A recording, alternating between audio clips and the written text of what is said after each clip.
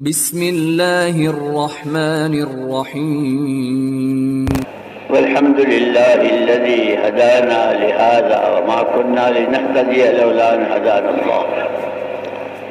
لقد جاءت رسل ربنا بالحق صلوات الله وسلامه على سيدنا محمد وعلى آله وصحبه وبارك وسلم تسليما كثيرا كثيرا. أما بعد فأعوذ بالله من الشيطان الرجيم. بسم الله الرحمن الرحيم.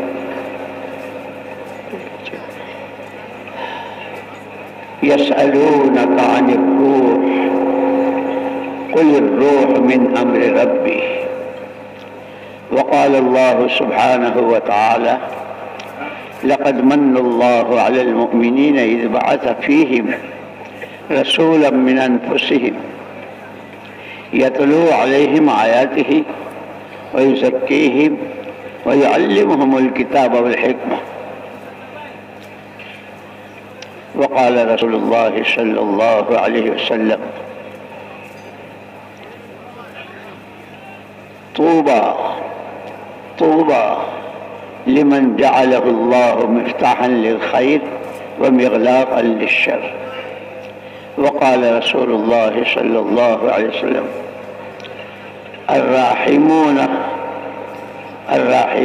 يرحمكم الرحمن الراحمون يرحمكم الرحمن ارحموا من في الأرض يرحمكم من في السماء او كما قال عليه الصلاة والسلام. قابل احترام بھائیوں، ساتھیوں، دوستوں، بزرگوں، اللہ جل جلالہ عما والہ نے سب سے بڑی نعمت جس کو خود اس نے کہا کہ اليوم اکملت لکم دینکم واتممت علیکم نعمتی، جو نعمت جس کو اللہ نے کہا کہ آج میں نے اپنی نعمت کو پورا کر دیا، وہ دین مبارک ہے. اللہ نے ہم پر فضل فرمایا، ہمیں وہ نعمت مرحمت فرمائی. لیکن جیسے ہر چیز کے تقاضے ہوتے ہیں، ہے جی، دکان ہے تو اس کے بھی تقاضے ہیں، نوکری ہے تو اس کے بھی تقاضے ہیں، مزدوری ہے تو اس کے بھی تقاضے ہیں، یوں کہ اس نعمت کے بھی تقاضے ہیں. اور اس نعمت کے تقاضے یوں کہ پہلے اس نعمت کو سمجھنا، پھر اس کو سیکھنا، اس پر چلنا، اور جتنی نعمتیں ہیں ہر نعمت کا شکر ادا کرنا. نعمت کے شکر سے اللہ پاک بہت خوش ہوتے ہیں، ناقدری سے اللہ پاک نعمت کو لے لیتے ہیں. سب سے بڑی نعمت اللہ کا دین ہے. اللہ ہمیں اس نعمت کی قدر کرنے کی توفیق دے. ایک مرتبہ حضور اکرم صلی اللہ علیہ وسلم تشریف فرما تھے. کچھ صحابہ فاصلے پر بیٹھے ہوئے تھے. حضور خود تشریف لے گئے ان کے پاس اور پوچھا کیا کر رہے ہو؟ تو صحابہ نے جواب دیا نحمد اللہ ونشکرہ علی نعمت الاسلام. صدیوں کے بعد کفر کے گھروں میں اترے ہوئے تھے، رگ و ریشے میں کفر اور شرک تھا.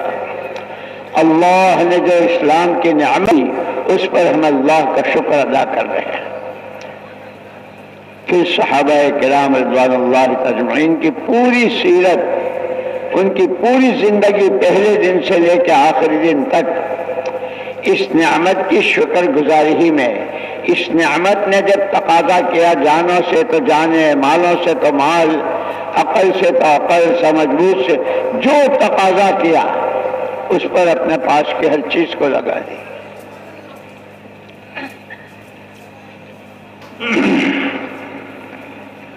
نحمده ونصلي على رسوله الكريم.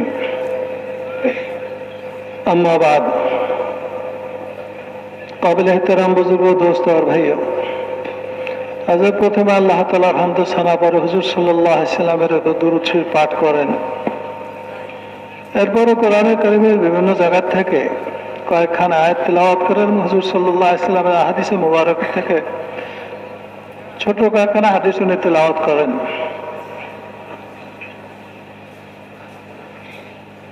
এরপরে বলেন যে আল্লাহ রাব্বুল আলামিন অনেক নিয়ামত আমাদেরকে দান করছেন, তার মধ্যে একটা নিয়ামতের কথা স্বয়ং আল্লাহ তাআলা নিজেই উল্লেখ করছেন। সেই নিয়ামতটা কি? সেটা হলো দিন। এই দিনকে আল্লাহ তাআলা নিয়ামত হিসেবে ঘোষণা করছেন। আল্লাহ তাআলা বলেন যে আল-ইয়াওমা আকমালতু লাকুম দীনাকুম ওয়া আতমামতু আলাইকুম নি'মাতি, আমি তোমাদের দিনকে তোমাদের জন্য পরিপূর্ণ করে দিছি এবং তোমাদের নিয়ামত যেটা পাওয়া উচিত ছিল, তোমাদের দরকার ছিল, প্রয়োজন ছিল, ওই নিয়ামতটাকে আমি পরিপূর্ণ করে দিছি। সেই নিয়ামতটা হলো দিন। দিন হলো আল্লাহ তাআলার পক্ষ থেকে মানব জাতির জন্য সবচেয়ে বড় নিয়ামত। এই নিয়ামতের একটা তাকাজা থাকে, সবকিছুরই একটা তাকাজা থাকে, চাহিদা থাকে, পুরা করতে হয়। একজন দোকানদার, দোকানের কিছু তাকাজা থাকে, ওগুলো পুরা করতে হয়। চাকরিজীবী, চাকরির কিছু তাকাজা থাকে, চাহিদা থাকে, ওটাকে পুরা করতে হয়। ব্যবসায়ীর ব্যবসার কিছু তাকাজা থাকে, পুরা করতে হয়, আর না তো ওটা থাকে না। মেরে মোহতারাম দোস্ত আর বুজুর্গ, অনুরূপভাবে দিন আল্লাহ তাআলার বহুত বড় নিয়ামত। এই নিয়ামতেরও তাকাজা আছে, চাহিদা আছে, করণীয় আছে। সেটা কি? সেটা হলো এক নম্বরে হলো দিনকে শিখা। দিন শিখলে, সঠিকভাবে যদি শিখে, তাহলে দিনের উপরে সঠিকভাবে চলা যাবে। দিন শিখা। দুই নম্বর হলো দিনের উপরে চলা, দিন অনুযায়ী জীবনযাপন করা। তিন নম্বর হলো দিন সহ আরো যত নিয়ামত আল্লাহ তাআলার পক্ষ থেকে আমাদের জন্য আছে, সমস্ত নিয়ামতের শুকরিয়া আদায় করা। একবার হুজুর সাল্লাল্লাহু আলাইহি সাল্লাম মসজিদে হাজির ছিলেন, উপস্থিত ছিলেন। তো দেখলেন যে কিছু সাহাবী একটু দূরে বসে আছেন। বোঝা গেল যে তারা কোনো কিছু আলোচনা করতেছে। হুজুর সাল্লাল্লাহু আলাইহি সাল্লাম নিজে উঠে ওনাদের কাছে গেলেন, যাই বললেন যে তোমরা কি করতেছো, তোমাদের ব্যস্ততার বিষয় কি, মৌজু কি? সাহাবারা জবাব দিলেন যে ইয়া রাসূলুল্লাহ, আল্লাহ তাআলার নিয়ামতের আলোচনা করতেছি এবং তার শুকরিয়া আদায় করতেছি এবং আল্লাহ তাআলার তারিফ করতেছি। নাশকুরুল্লাহ ওয়া নাহমাদুহু, আল্লাহ প্রদত্ত নিয়ামতের শুকর আদায় করতেছি এবং আল্লাহ তাআলার প্রশংসা করতেছি যে আল্লাহ রাব্বুল আলামিন আমাদেরকে এই নিয়ামত দান করছেন। মেরে মোহতারাম দোস্ত আর বুজুর্গ, ওনাদের কথার অর্থ এই দাঁড়ায় যে এটা বহুত বড় নিয়ামত। কারণ আমরা শত শত বছর পর্যন্ত কুফর শিরকের অন্ধকার গুহায় বন্দী ছিলাম। আমাদের চতুর্দিকে কুফরি ছিল, চতুর্দিকে শিরিক ছিল। যে অন্ধকারের মধ্যে আমরা ছিলাম, আল্লাহ তাআলা ইসলাম নামক দ্বীনকে দিয়ে ওই অন্ধকার থেকে আমাদেরকে মুক্তি দান করছেন। আমরা এর ব্যাপারে শুকরিয়া আদায় করতেছি। মেরে মোহতারাম দোস্ত বুজুর্গ, এই নিয়ামতের একটা তাকাজা আছে, কিছু চায় আমাদের কাছ থেকে। কখনো দিন আমাদের কাছ থেকে, আমাদের জীবনের থেকে সময় চাইবে, কখনো মাল চাইবে, কখনো আমাদের জানতেই চাইবে। আমাদের জন্য কর্তব্য হলো, জরুরি হলো, আমরা মৃত্যু পর্যন্ত এই দিনের তাকাজাকে, দিন আমাদের কাছে যেতে চায়, এটাকে পুরা করার জন্য আমরা সকলেই সর্বদা প্রস্তুত থাকবো। अल्लाह जल्ल जलालुहु अम्मा नवालुहु ने इस इंसान को अपना खलीफा बनाया है। वइज़ क़ाल रब्बुका लिल मलाइकति इन्नी जाइलुन फिल अर्ज़ि खलीफ़ा। और खलीफा हम दुनिया में देखते हैं, बुजुर्गों के यहाँ जो उनके खुलफा होते हैं वो करते हैं जो उनका शेख करता है। हमें अल्लाह जल्ल जलालुहु अम्मा नवालुहु ने अपना खलीफा बनाया और ये चाहा सिबग़त अल्लाह व मन अहसन मिन अल्लाह सिबग़ा, खुदाई रंग में रंग जाओ, यानी उसकी सिफात का मजहर बनो और उसकी सिफात में सुभान अल्लाह सुबह से शाम तक जब भी नमाज की नियत बांधते हैं, अल्हम्दुलिल्लाह रब्बिल आलमीन अर्रहमानिर रहीम, अल्लाह रहमानुर रहीम। इसीलिए हदीस जो मैंने पढ़ी थी, अर्राहिमून अर्रहमान, अर्राहिमून यरहमुकुमुर रहमान, ओ रहम करने वालों, रहमान तुम पर रहम करता है। तुम जमीन पर बसने वालों पर रहम करो, आसमान वाला तुम पर रहम करेगा। खुदाई सिफात का मजहब बहुत बड़ा पापी, बहुत बड़ा गुनहगार, जब वो तौबा करता है तो अल्लाह उसको माफ कर देते हैं। ये खुदाई सिफत कि कोई गलती करे तो तुम भी माफ करो, खुदाई सिफत का मजहर बनाओ। कोई जुल्म करे तो माफ कर दो, इंसाफ सिखाओ।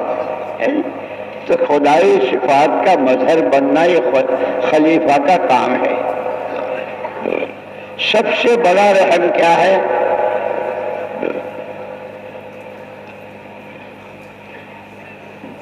जैसे भूखे को खिलाना, रब्बुल आलमीन सबसे बड़ी सिफत और सबसे पहली सिफत अल्हम्दुलिल्लाह रब्बिल आलमीन, तमाम जहानों का पालनहार अल्लाह पाक देता है, लेता कुछ नहीं। जितने उसके खजाने हैं वो सब बंदों ही के लिए है, उसे कुछ नहीं चाहिए। वो खिलाता है, खाता नहीं, पिलाता है, पीता नहीं, सुलाता है, सोता नहीं, है नहीं। तो उसकी सिफात का मजहर बनना ये बंदे की जिम्मेदारी है। तो उससे बंदा बंदा बनता है और माबूद उसका उसके खुश होता है।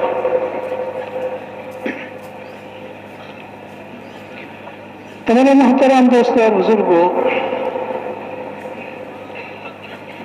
আল্লাহ রাব্বুল আলামিন আমাদেরকে অর্থাৎ মানব জাতিকে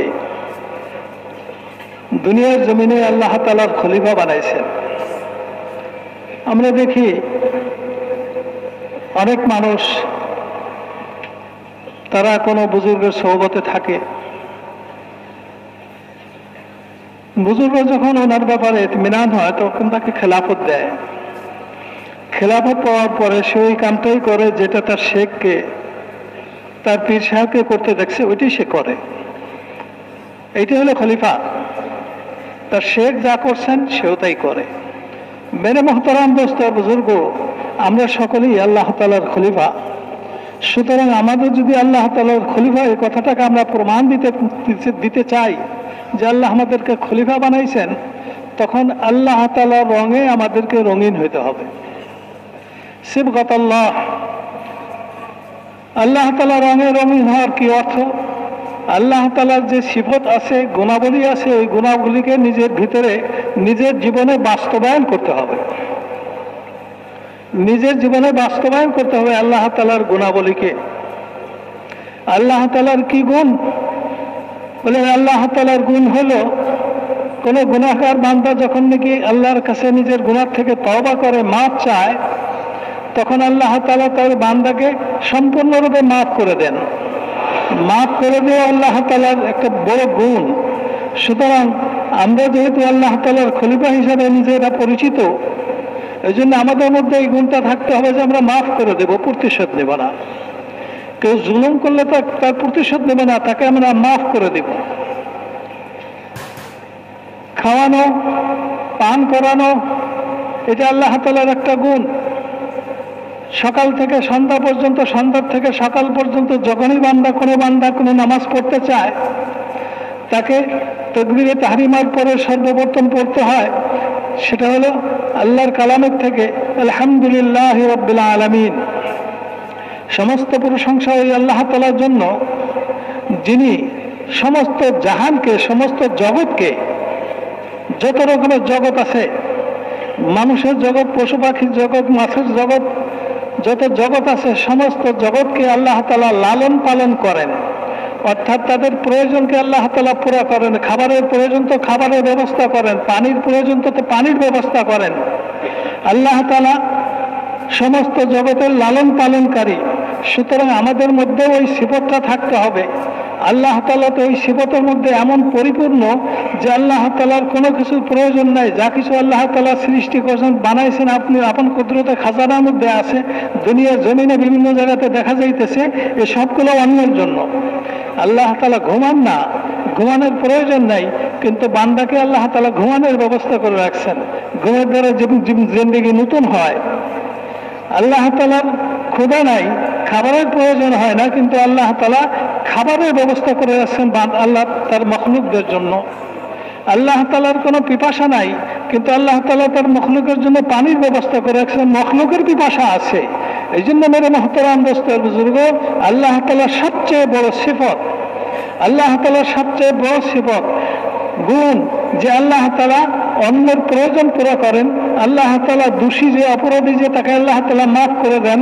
মেরে মোহতারাম দোস্ত বুজুর্গ, সুতরাং আমরাও যখন কারো উপরে দয়া করে তাকে মাফ করে দেব, হাদিসের মধ্যে আছে, বলে যে আমি হাদিসে একটা ছোট্ট একটা টুকরো পড়ছি, তার মধ্যে আছে যে ও দয়াকারীরা, ইরহামুকুমুর রহমান, তোমাদের উপরে রহমান নিজে দয়া করেন। মেরে মোহতারাম দোস্ত বুজুর্গ, এই গুণগুলো যদি প্রকৃতপক্ষে বাস্তবে আমরা আল্লাহ তাআলার খলিফা হিসেবে নিজেকে প্রমাণিত করতে চাই, আল্লাহ তাআলার সিফত গুণাবলীকে আমার মাধ্যমে আমি প্রকাশ করতে চাই, তো এই জিনিসগুলো আমাদের মধ্যে থাকতে হবে, আমাদের মধ্যে আনতে হবে, অর্জন করতে হবে। इसीलिए अल्लाह पाक ने बहुत बड़ा फजल फरमाया कि ये इंसान जो अल्लाह का खलीफा है, इसकी सही रहबरी हो, इसलिए कि हर इंसान के पास अल्लाह पाक की दी हुई 3 ताकतें हैं, जान, माल और सलाहियत, अकल, खिरत। इन तीनों में इसकी सही रहबरी के लिए अल्लाह पाक ने इतना बड़ा कर्म फरमाया कि पहले ही दिन से नबियों और पैगंबरों का सिलसिला शुरू किया। जब भी नबी जितने भी आए, जिस उम्मत के लिए आए, थोड़ी तादाद वालों के लिए आए, बड़ी बड़ी उम्मतों के लिए आए, हर नबी ने रहबरी फरमाई। सबसे पहले अल्लाह का तारुफ कराया। उस अल्लाह को पहचानो जो तने तन्हा बिला शिरकत है, अपनी कुदरत का तने तन्हा, और कैसा रहमान, कैसा रहीम, कैसा माफ करने वाला, कैसा अता करने वाला। नबियों ने पहले अल्लाह की तरफ दावत दी, अल्लाह का तारुफ कराया, और फिर साथ के साथ ये कहा, तमाम नबियों की दावत में ये 3 चीजें एक है। ईमान की दावत, इन्नी लकुम नासिहुन अमीन। कुरान में जितने नबियों के वाक़यात हैं, सब हर नबी ने हम जो कुछ तुम्हें बतला रहे हैं, ये अच्छा है, ये बुरा है, ये खरा है, ये खोटा है, ये नेकी है, ये बदी है, ये सवाब का काम है, ये अजाब की बात है, ये जो कुछ हम बता रहे हैं तुम्हारे अपने भले के लिए हम बता रहे हैं। और तीसरी बात, हर नबी ने वही बात, जैसे अल्लाह पाक किसी से कुछ नहीं लेते, सबको देते हैं। तमाम नबियों ने, पैगंबर अलैहिस्सलात व तस्लीमात ने, मा अस्अलुकुम अलैहि मिन अज्र, मा अस्अलुकुम अलैहि माला, तुम्हारी दौलतें, तुम्हारे माल, तुम्हारे पास जो, हम अपनी इस मेहनत पर तुमसे कुछ नहीं चाहते। ये खुदाई सिफत का मजहर नबी यानी उस रंग में रंगे हुए। और फिर सारे नबियों के सरदार मुहम्मदुर रसूलुल्लाह सल्लल्लाहु अलैहि वसल्लम के तो कहने ही क्या है। इसलिए अल्लाह पाक ने एहसान के साथ कि अल्लाह ने ईमान वालों पर बहुत बड़ा एहसान किया मुहम्मदुर रसूलुल्लाह सल्लल्लाहु अलैहि वसल्लम को भेजकर, कि उन्होंने कैसा एहसान। अल्लाह अकबर। वो जो सूरह तौबा की आखिरी आयत है, लक़द जाअकुम रसूलुम मिन अनफुसिकुम अज़ीज़ुन अलैहि मा अनित्तुम हरीसुन अलैकुम बिल मुमिनीन रऊफ़ुर रहीम। मुफस्सिरीन ने लिखा है कि जुमे के दिन जो इस आयत को पढ़ेगा अज़ाब कब्र से उसकी हिफाजत होगी। और एक सहाबी को दुश्मन पकड़ के ले गए, जंजीरों में बांधा और ऐसा जकड़ा कि हिल नहीं सकते थे। हुजूर पाक सल्लल्लाहु अलैहि वसल्लम के पास उनके वालिदा है सहाबी, तो हुजूर ने उनसे कहा कि उनसे कहो कि लक़द जाअकुम, ये पढ़ते रहे। वो पढ़ते रहे, जंजीरें, रस्से और जितने खुलते चले गए और फिर आजाद होकर यहाँ तक कि दुश्मन का जितना माल था वो भी उनके साथ आ गया। सहाबी के वालिद साहब ने कहा ये तो आ गया, इसने वो आयत पढ़ी थी लेकिन साथ के साथ उसका सहारा ले आए। तो फिर हुजूर ने फरमाया रिज़्क़ुन शाक़हुल्लाहु इलैहि, ये तो अल्लाह ने रोजी उसको दी। तो हुजूर पाक सल्लल्लाहु अलैहि वसल्लम की तो शान ये है, इतना बड़ा एहसान, जंजीरों में जकड़ा हुआ और जितना इस आयत को वो पढ़ते रहे खुलती चली गई। इसलिए दोस्तों हमने अल्लाह को पहचाना ना अल्लाह के नबी को पहचाना। अल्लाह को पहचानना, उसकी सिफात, उसकी कुदरत है और उससे ताल्लुक बनाना। इसीलिए हुजूर अकरम सल्लल्लाहु अलैहि वसल्लम ने जब हिजरत फरमाई और मदीना मुनव्वरा में सबसे पहला जो बयान आपने किया हिजरत के बाद, मिंबर पर तशरीफ फरमा हुए और वहाँ दो खानदानों में 120 साल से लड़ाई थी औस और खज़रज में। आपने उनके लिए जमीनें, मकान, पैसे, कपड़े ये नहीं बांटे कि लड़ो मत ये ले लो। आपने खुतबे में फरमाया मन अस्लह मा बैनहु व बैन अल्लाह अस्लह अल्लाहु मा बैनहु व बैन खल्क़ी औ कमा क़ाल अलैहि सल्लम। जिस बंदे बंदी ने अपना मामला अल्लाह से सही कर लिया, अल्लाह खुद उस बंदे का और तमाम मखलूक का मामला सही कर देंगे। इसलिए और अल्लाह से मामला सही करने का नाम ही ईमान है। अल्लाह तो अल्लाह मानो, कैसा ऐसा जैसा है वो अपने नामों सिफात में। आमनतु बिल्लाहि कमा हुवा बिअस्माइही व सिफातिही। फिर अल्लाह की मानो तो फिर उसके हुक्मों के मानने में जो कामयाबी के वादे हैं, अल्लाह अकबर। मोहतरम दोस्त और बुजुर्गों, दीन আল্লাহ তাআলার পক্ষ থেকে আগত আল্লাহ প্রদত্ত বড় নিয়ামত। এই নিয়ামতের হক হলো এই দিনকে শিখা, দিনের উপর চলা আর এই নিয়ামতের শুকরিয়া আদায় করা অন্তর থেকে। এই জন্য মানব জাতির জন্ম থেকেই আল্লাহ তাআলা মানুষদেরকে সঠিক পথ দেখানোর জন্য, অর্থাৎ তারা যাতে দিনকে শিখতে পারে, দিনের উপর চলতে পারে, দিনের শুকর আদায় করতে পারে, এই জন্য জন্মলগ্ন থেকেই আল্লাহ তাআলা আম্বিয়া কেরাম আলাইহিমুস সালাতু ওয়াস সালাম গণদেরকে রাহবার হিসাবে সঠিক পথের ধারণা দেওয়ার জন্য, সঠিক পথকে বলার জন্য নবীদের সিলসিলা শুরু করছেন। যত নবী দুনিয়াতে আসছে, চাই কোনো পরিবারের জন্য এসে থাকুক, কোনো বংশের জন্য এসে থাকুক, কোনো শহরের জন্য এসে থাকুক, বা তার চেয়ে বড় কোনো এলাকার জন্য এসে থাকুক, সমস্ত নবীদেরকে দিয়ে আল্লাহ তাআলা এটাই শিখাইছেন যে তোমরা আল্লাহ তাআলাকে চিনো, আল্লাহ তাআলার সাথে পরিচিত হও, আল্লাহ তাআলাকে চিনো এবং পরিশেষে আখিরি নবী সৈয়দুল আম্বিয়া ফখরে রসুল তাজদারে মদিনা জনাবে মুহাম্মদ রাসূলুল্লাহ সাল্লাল্লাহু আলাইহি ওয়াসাল্লামকে এই দুনিয়াতে প্রেরণ করে আল্লাহ তাআলা এই ধারাটাকে পরিপূর্ণ করে দিয়েছেন। একই দায়িত্ব নিয়ে, একই কাম নিয়ে হুজুর সাল্লাল্লাহু আলাইহি ওয়াসাল্লাম দুনিয়ার মানুষের কাছে আসছেন। সমস্ত নবীরা ওনাদের মেহনতের মধ্যে তিনটে ব্যাপারে সকলেই একমত ছিলেন, তিনটে ব্যাপারে সকলেই ঐক্য ছিল। এই তিন কাম সমস্ত নবী করছেন। এক নম্বর হলো আল্লাহ তাআলাকে চিনানোর জন্য চেষ্টা করছেন, দাওয়াত দিছেন। সে লোক সকল তোমরা বলো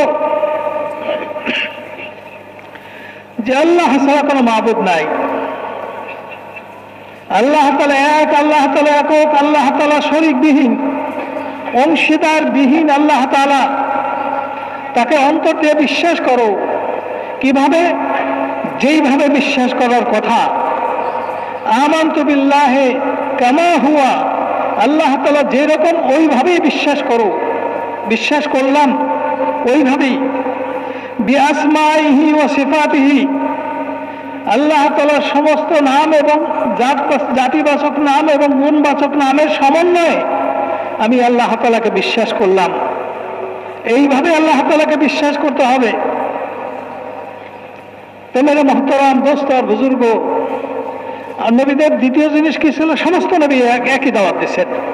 এই দাওয়াতের মধ্যে সমস্ত নবীদের মেহনতের সূত্র এক, আল্লাহর দিকে দাওয়াত দেওয়ার ব্যাপারে, ঈমান ও তাওহীদের দিকে দাওয়াত দেওয়ার ব্যাপারে সমস্ত নবীদের নিয়ম এক।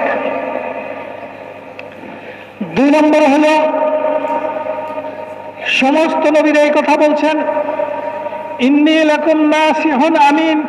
সমস্ত নবীগণ তাদের যার উম্মতকে এই কথা বলছেন যে দেখো, আমি যেটা বলতেছি এটা তোমাদের হিতকামনা, তোমাদের মঙ্গলের মধ্যে নিহিত আছে, এবং এই হিত কামনা করার ব্যাপারে আমি সম্পূর্ণ আমানতদার, বিশ্বাসী, বিশ্বস্ত। আল্লাহ তাআলার পক্ষ থেকে যে আমি দাওয়াত দিতে যাবে, আমি সম্পূর্ণ বিশ্বস্ত। আল্লাহ তাআলা আমাকে বিশ্বস্ত বানাইছেন। 3 নম্বর হইল লা আসআলুকুম আলাইহি আজরা,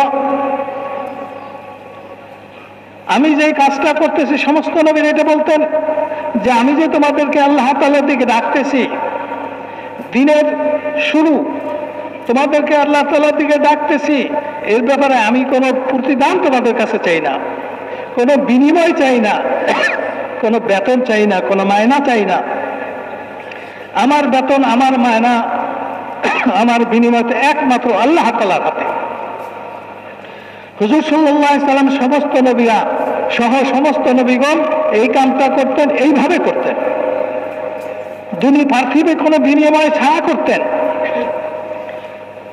কোনো বিনিময় হুজুর চাইতেন না যে আমাকে কি দিবা তাইলে বলো। হুজুর সাল্লাল্লাহু আলাইহি সাল্লামের কাছে একজন সাহাবীর মা আসলেন, এসে বললেন, ইয়া রাসূলুল্লাহ, দুশমনেরা আমার ছেলেটাকে বেঁধে নিয়ে গেছে, আর তারা যে এমন ভাবে বাঁধছে শিকল দিয়া, লড়াচড়া পর্যন্ত করতে পারতেছে না। হুজুর সাল্লাল্লাহু আলাইহি সাল্লাম তাকে বললেন যাও, তোমার ছেলের কাছে খবরটা পৌঁছায় দাও, সেজন্য এক পর এলাকাতে জাআকুম রাসূলুম মিন আনফুসিকুম আজিজুন আলাইহি মা আনিতুম হারিসুন আলাইকুম বিল মুমিনিনা রাউফুর রহিম। সূরা তাওবার শেষ আয়াতের আগের আয়াতটা, এটা পড়তে বলো। কোনো বিনিময় নেন নাই। ওই সাহাবী এটা পড়া শুরু করলেন। যখন ওইটা পড়তেছিলেন, আস্তে আস্তে শিকলের বাঁধনগুলো ঢিল হইতেছিল, হইতে হইতে একসময় আমার শরীর থেকে পড়ে গেল। ওরা তো ইতমিনান, যেইভাবে শিকল দিয়ে বাঁধা হয়েছে আর লড়তে পারবে না। উনি মুক্ত হয়ে রওনা দিলেন। শুধু একাকী আসলেন, ওদের কাছে যত মাল সম্পদ ছিল সব মাল সম্পদ তার সাথে চলে আসলো।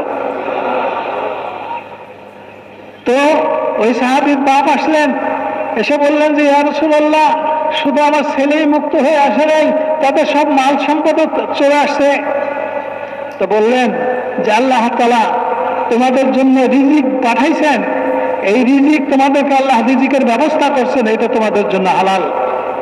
তো মেরে মুহতারাম দোস্ত বুজুর্গ, এই আয়াত কেউ যদি শুক্রবারে পড়ে, আল্লাহ তাআলা তাকে কবরে আযাব থেকে মুক্তি করে দেবেন। তো মেরে মুহতারাম সবগুলো বোঝা গেছে হুজুর সাল্লাল্লাহু কারো কাছ থেকে কোনো বিনিময় নেন নাই। হুজুর সাল্লাল্লাহু আলাইহি সাল্লাম হিজরত করে মক্কা থেকে মদিনাতে গেলেন। মদিনার প্রথম খুতবা, প্রথম বয়ান যে মদিনাবাসীদেরকে সামনে রেখে করছিলেন, তখন মদিনার অবস্থা প্রচন্ড খারাপ অবস্থা ছিল। শত শত বছর যাবৎ মদিনার 2 বংশ কবিরা আওস আর খাজরাজ, তাদের মধ্যে মারামারি, কাটাকাটি, খুনাখুনি অব্যাহতভাবে চলতেছিল।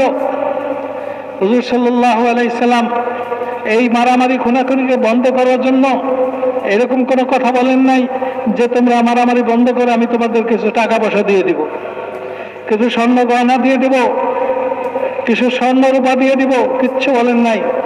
হুজুর সাল্লাল্লাহু আলাইহি ওয়াসাল্লাম যে বয়ানটা করছিলেন তার মধ্যে একটা কথা হুজুর সাল্লাল্লাহু আলাইহি ওয়াসাল্লাম বললেন, মান আসলাহা বাইনাহু ওয়া বাইনাল্লাহ আসলাহাল্লাহু মা বাইনাহু ওয়া বাইনা খালকিহি। কেউ যদি তার সাথে আল্লাহর সম্পর্ককে ঠিক করে নেয়, আল্লাহ তাআলা তার সাথে বান্দাদের সম্পর্ককে ঠিক করে দেবেন। মেরে মুহতারাম দোস্ত বুজুর্গ, আল্লাহর সাথে সম্পর্ক ঠিক করে নেওয়ার মাধ্যম শুধুমাত্র দিন, এছাড়া আর কোনোটাই কিছু নাই। কেউ যদি আল্লাহর সাথে সম্পর্ককে ঠিক করতে চায় তাকে আর দিনের অনুসারী হইতে হবে। দিনের অনুসারী হলে দিনকে শিখতে হবে, দিনের উপর চলতে হবে, এবং দিন যে আল্লাহ তাআলার পক্ষ থেকে সবচেয়ে বড় নিয়ামত, এটাকে স্বীকার করতে হবে। হুজুর সাল্লাল্লাহু আলাইহি সাল্লাম সহ সমস্ত নবীগণ এই দুনিয়াতে আসছেন মানুষদের সম্পর্ক আল্লাহ তাআলার সাথে ঠিক করার জন্য, আল্লাহ তাআলার সাথে পরিচয় করার জন্য এবং আল্লাহ তাআলার হুকুম মতো চলার জন্য।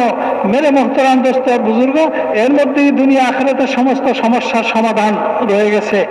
ওই মদিনাবাসী যখন হুজুর সাল্লাল্লাহু আলাইহি সাল্লামের বয়ানকে তারা ধারণ করলেন, অন্তরে জায়গা দিলেন, তো তারা ভাই ভাই হয়ে গেল। মারামারি কাটাকাটি, শত শত বছরের মারামারি কাটাকাটি খুনাখুনি বন্ধ হয়ে গেল। এই জন্য মেরে মুহতারাম দোস্ত বুজুর্গ, দিন দুনিয়াতে আসছে, আল্লাহ তাআলা আমাদেরকে দিয়েছেন দুনিয়ার মানুষকে শান্ত করার জন্য, দুনিয়ার মানুষকে ইজ্জত সম্মানের সাথে সুখে শান্তিতে বসবাস করার জন্য এবং পরকালে অনন্তকালে জীবনের সুখ শান্তি দেওয়ার জন্যই দিন আসছে। এই দিন আমাদের সকলেরই জিম্মায়। इसीलिए मदीने वालों को खुद अल्लाह पाक ने नियामत की कदर करने को फरमाया। वज़कुरू निअमतल्लाहि अलैकुम इज़ कुंतुम अअदाअन फ़अल्लफ़ बैन क़ुलूबिकुम फ़अस्बहतुम बिनिअमतिही इख़वाना। ओ मदीने वालों, अल्लाह की नियामत को याद करो। कैसे दुश्मन थे,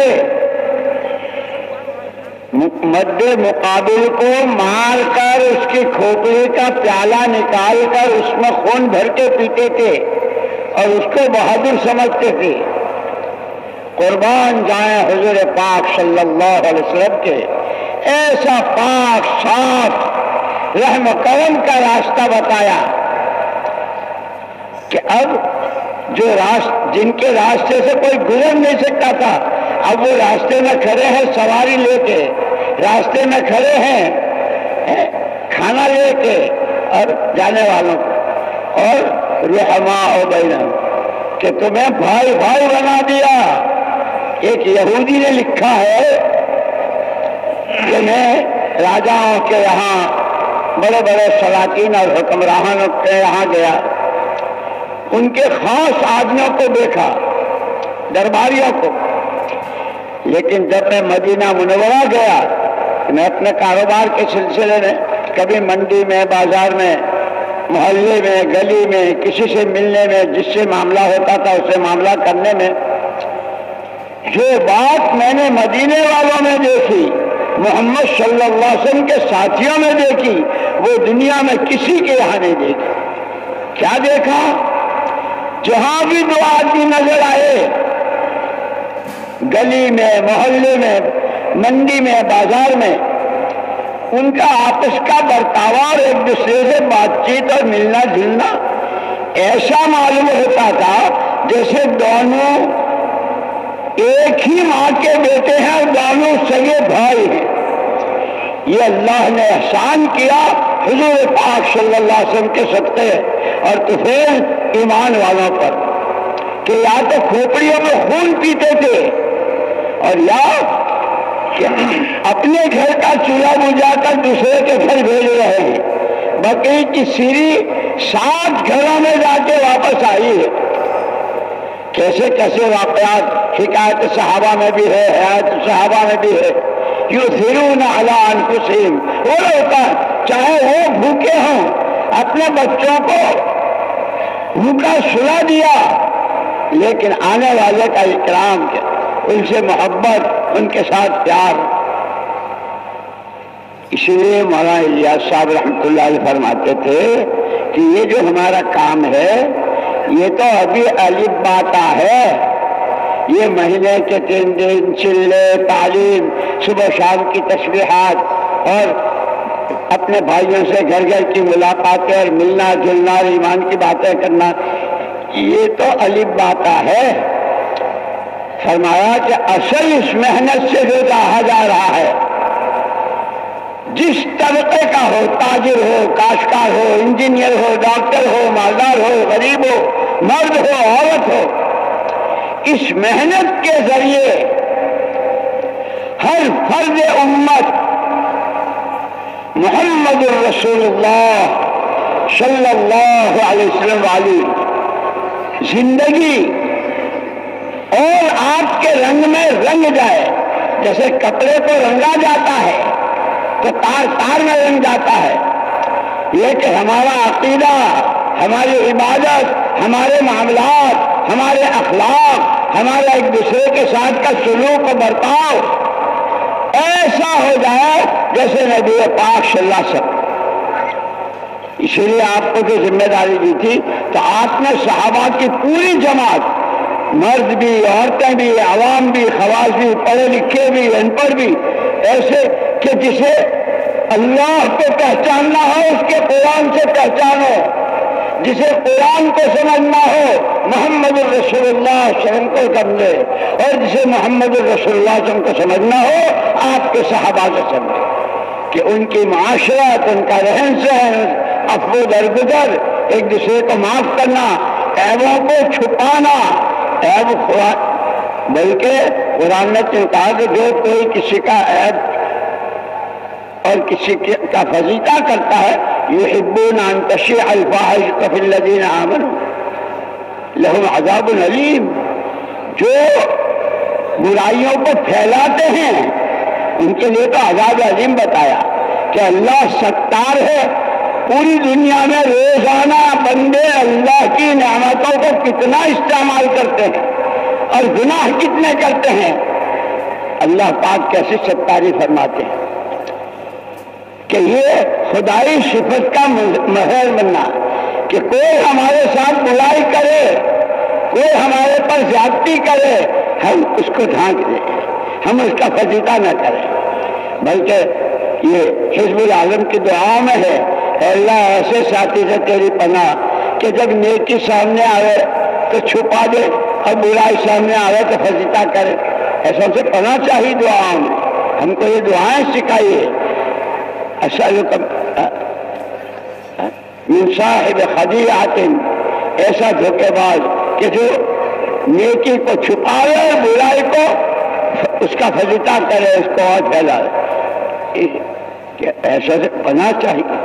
اس لیے ہم کو خدائی صفات کا مظہر بننا اور اس کا پورا پورا نمونہ محمد الرسول اللہ صلی اللہ علیہ وسلم۔ اسی لیے ہمیں بار بار حکم دیا گیا، اتبعوا ھذا النبی الامی، نبی کا اتباع کرو، ہر چیز میں نبی کا اتباع۔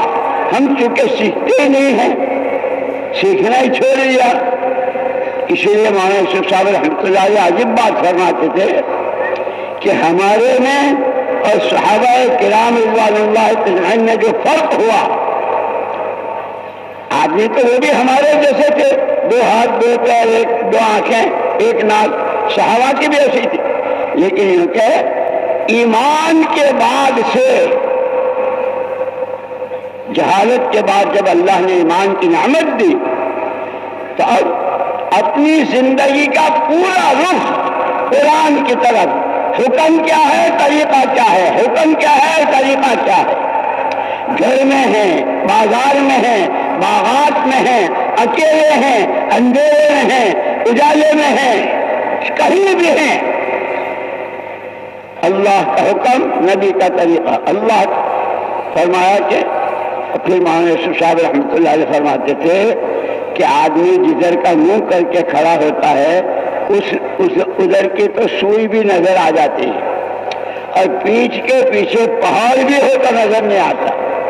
صحابہ کرام رضوان اللہ اجمعین کا کمال یہ تھا कि 100% गरीब से गरीब ऐसे सहाबी जिनके घर में 3 दिन से चूल्हा नहीं जला, वो भी, और वो मालदार सहाबी जिनकी मीरास लाखों के हिसाब से, लेकिन हर एक के दिल का रुख 100% कुरान की तरफ। अल्लाह का हुक्म क्या है, नबी का तरीका क्या। माँ यूसुफ साहब रहमतुल्लाह अलैह बहुत रोते थे और बड़ी आहें भरते थे, इन्ना लिल्लाहि व इन्ना इलैहि राजिऊन, इन्ना लिल्लाहि व इन्ना इलैहि राजिऊन। हमने कुरान ही को पीठ दिखा दी, हमें अपने किसी मसले का हल कुरान वाली तालीम में नजर नहीं आता। सीखना, समझना, पूछना सब छोड़ दिया और कुरान के मुकाबले की जितनी चीजें हैं उसको क्या कहें, बहुत तरक्की पर जा रहे हैं, फॉरवर्ड जा रहे हैं। अल्लाह हमें सही समझ नसीब फरमावे, दीन को समझें, दीन को सीखें और दीन पर चलें, और हर एक को इसके लिए प्यार से, मोहब्बत से कि उसकी जान, उसका माल, उसकी सलाहियत सही मशरफ में लगे। मेरे मोहतरम दोस्तों और बुजुर्गों, हुजूर सल्लल्लाहु अलैहि वसल्लम हिजरत করে মদিনাতে গেলেন এবং আমরা একটু আগেই শুনছি যে মদিনার মানুষদের অবস্থা এমন ছিল যে 2টা গোত্রের মানুষ মদিনাতে বসবাস করত। তাদের মধ্যে শত শত বছর যাবৎ মারামারি, কাটাকাটি, কোনাকুনি, দুশ্মনী চলতেছিল। হুজুর সাল্লাল্লাহু আলাইহি ওয়াসাল্লাম কোনো দিকে দৃষ্টি না করে একটা দিকে দেখলেন যে তাদের সম্পর্ক আল্লাহ তাআলার সাথে কিভাবে হয়ে যায়। আর আল্লাহর সাথে সম্পর্ক যেটা, এটা ঈমান ছাড়া আল্লাহর সাথে সম্পর্ক স্থাপন করার কোনো সুযোগ নাই। ঈমানের দাওয়াত দিতে লাগলেন এবং আমলের দাওয়াত দিতে লাগলেন। যখন ঈমান আমলের দাওয়াত মদিনাতে খুব চললো, তো একটা সময় এমন হয়ে গেল যে মদিনাতে কোনো মানুষ তালাশ করে পেত না যে কার সাথে তার দুশ্মনী আছে। এটা ভুলে গেল, কারোর সাথে যে দুশ্মনী আছে এটা কল্পনাও আনতে পারতো না তারা যে মদিনার। আল্লাহ তাআলা এই অবস্থাকে নিজে কালামে পাকের মধ্যে বর্ণনা করেন, ইজ কুনতুম আদাআন ফাআল্লাফা বাইনা কুলুবিকুম ফাআসবাহতুম বিনিআমাতিহি ইখওয়ানা। যখন তোমাদের অবস্থা এই ছিল যে একে অপরের রক্ত পিপাসু শত্রু ছিলে, সেখান থেকে আল্লাহ তাআলা তোমাদের অবস্থা এমন পরিবর্তন করে দিল যে মনে হয় যে এক মায়ের পেটের সন্তান, এক মায়ের পেটের ভাই, এক মায়ের পেটের ভাই।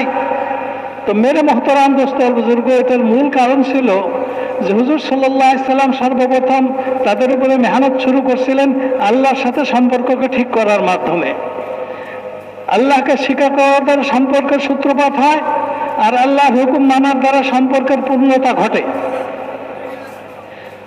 সমস্ত সাহাবীরা হুজুর সাল্লাল্লাহু আলাইহি সাল্লামের দাওয়াতের কারণে, হুজুর সাল্লাল্লাহু আলাইহি সাল্লামের ধারাবাহিক মেহনতের কারণে তারা সবকিছুকে ছেড়ে দিল।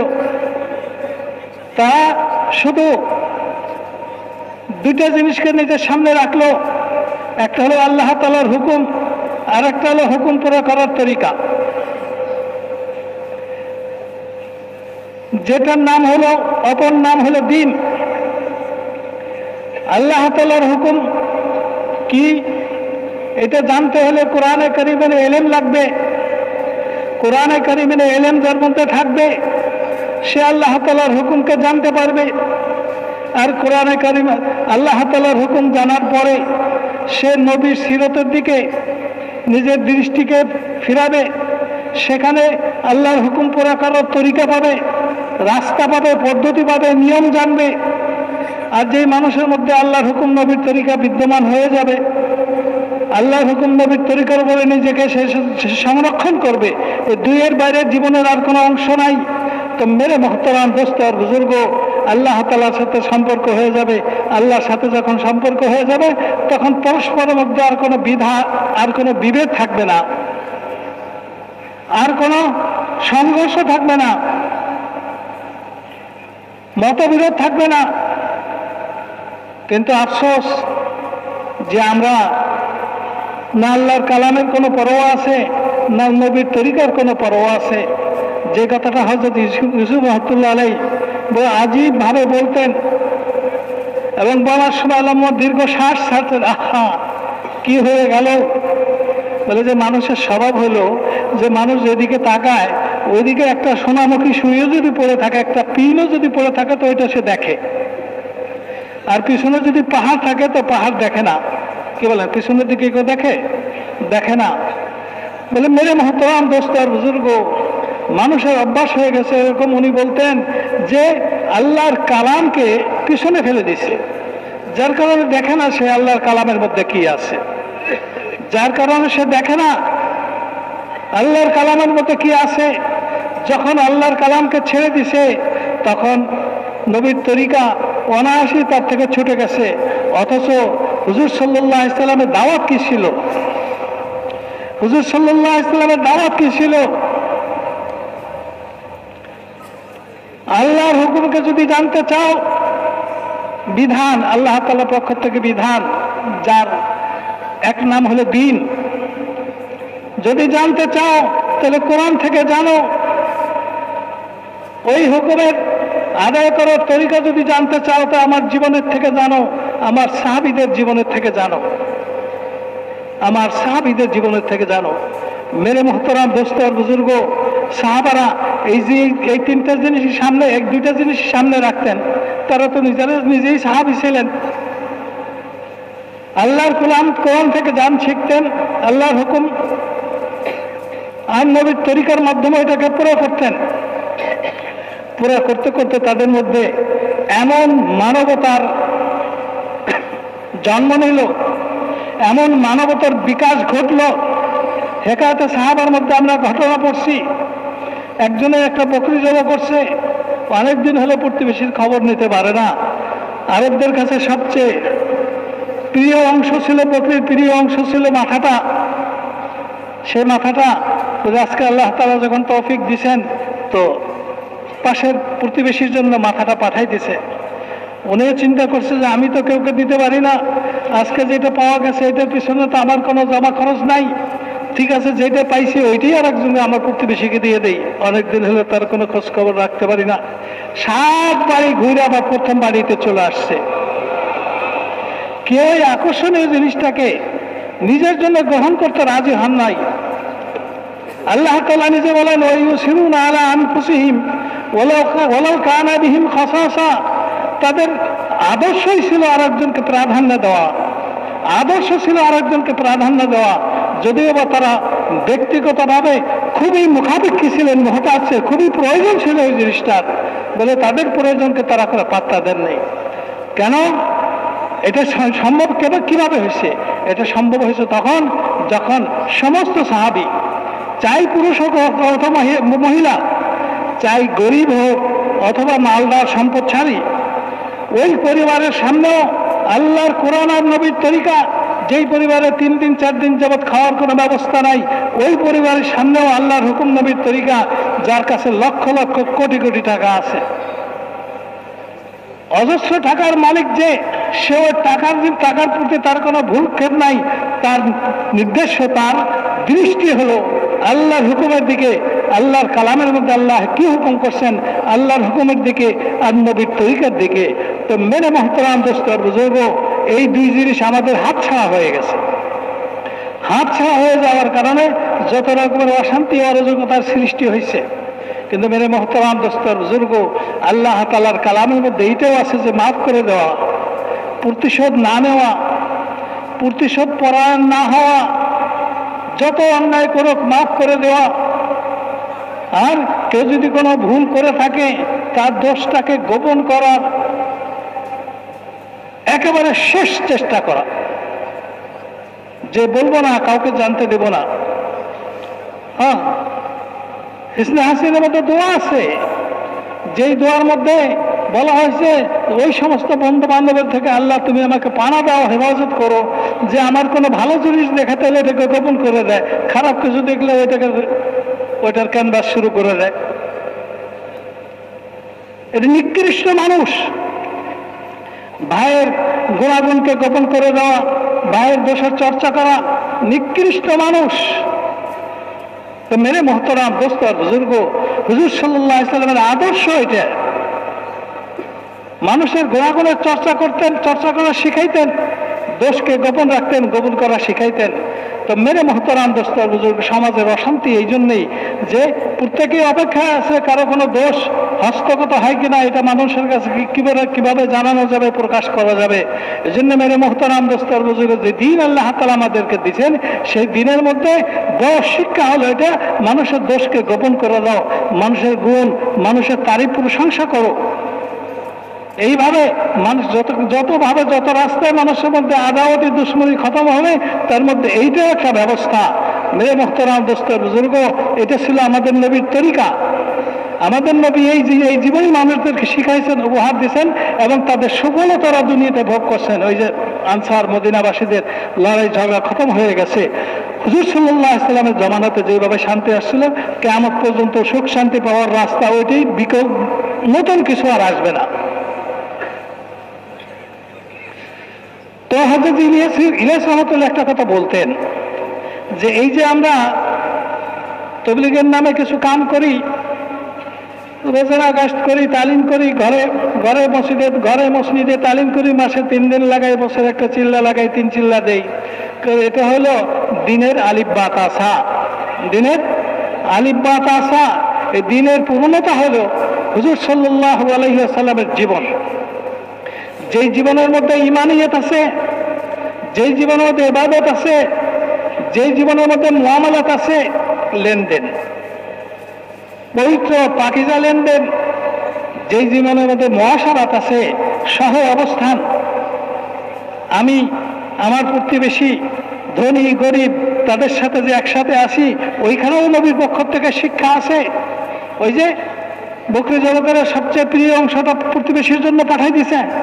তো মেরে মোহতারাম দোস্ত বুজুর্গ, এই 5 জিনিস পূর্ণ করার জন্যই হলে আমরা এই তাবলীগের কামের মধ্যে লাগছি। নামাজ রোজা খুব করে, লেনদেনের মধ্যে অনেক আপত্তি, নামাজ রোজা খুব করে, প্রতিবেশী সবসময় আতঙ্কের মধ্যে থাকে, ভয়ের মধ্যে থাকে। মেরে মোহতারাম দোস্ত বুজুর্গ, ও মুহাম্মদ সাল্লাল্লাহু আলাইহি ওয়াসাল্লামের আনিত দিনের পূর্ণতা, সে তার মধ্যে পূর্ণতা আসে নাই, পূর্ণতা তার ভিতরে বিকাশ হয় নাই। তো মেরে মোহতারাম দোস্ত বুজুর্গ, এক ইহুদি বড় ব্যবসায়ী, আর অনেক দেশে দেশে ঘুরে ব্যবসা বাণিজ্য করা তার একটা অভ্যাস ছিল।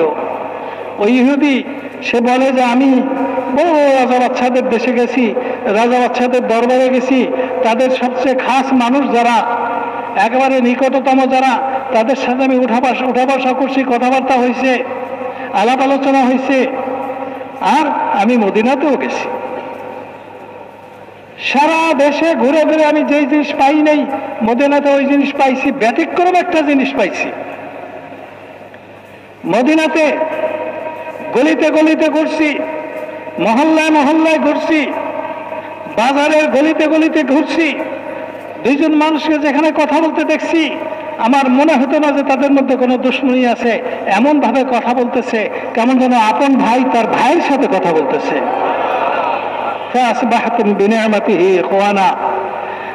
এই আল্লাহ তাআলার প্রদত্ত দিন যখন থেকে সঠিকভাবে শিখছে, চিনছে, আমল করছে, এবং তার শুকরিয়া আদায় করছে, ইস্তেকামতের সাথে করছে, তো মেরে মোহতারাম দোস্ত আর বুজুর্গ, আল্লাহ তাআলা মদিনাকে সারা দুনিয়ার চেয়ে ব্যতিক্রম একটা শহর বানাই দিয়েছে।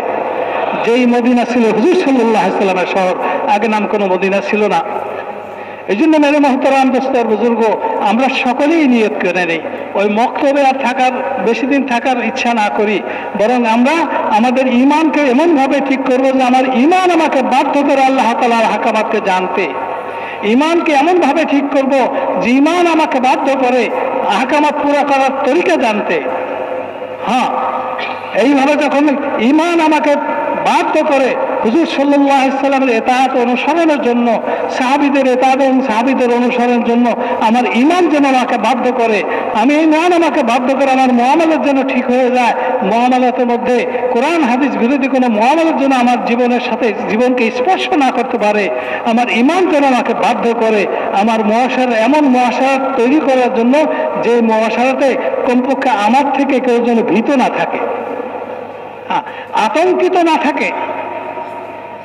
আমার ব্যাপারে কেউ যেন আতঙ্কিত না থাকে, আমার ছেলে সন্তানের ব্যাপারে কেউ যদি আতঙ্কিত না থাকে, যদি এরকম আমি হইতে পারি, তাইলে আমার দিন শিখার পূর্ণতা অর্জন করব এবং দিনের উপর চলারও পূর্ণতা অর্জন করব। বাকি যেটুকু থাকবে এটুকু আল্লাহ তাআলা আপন কুদরতের দ্বারা করে দেবেন।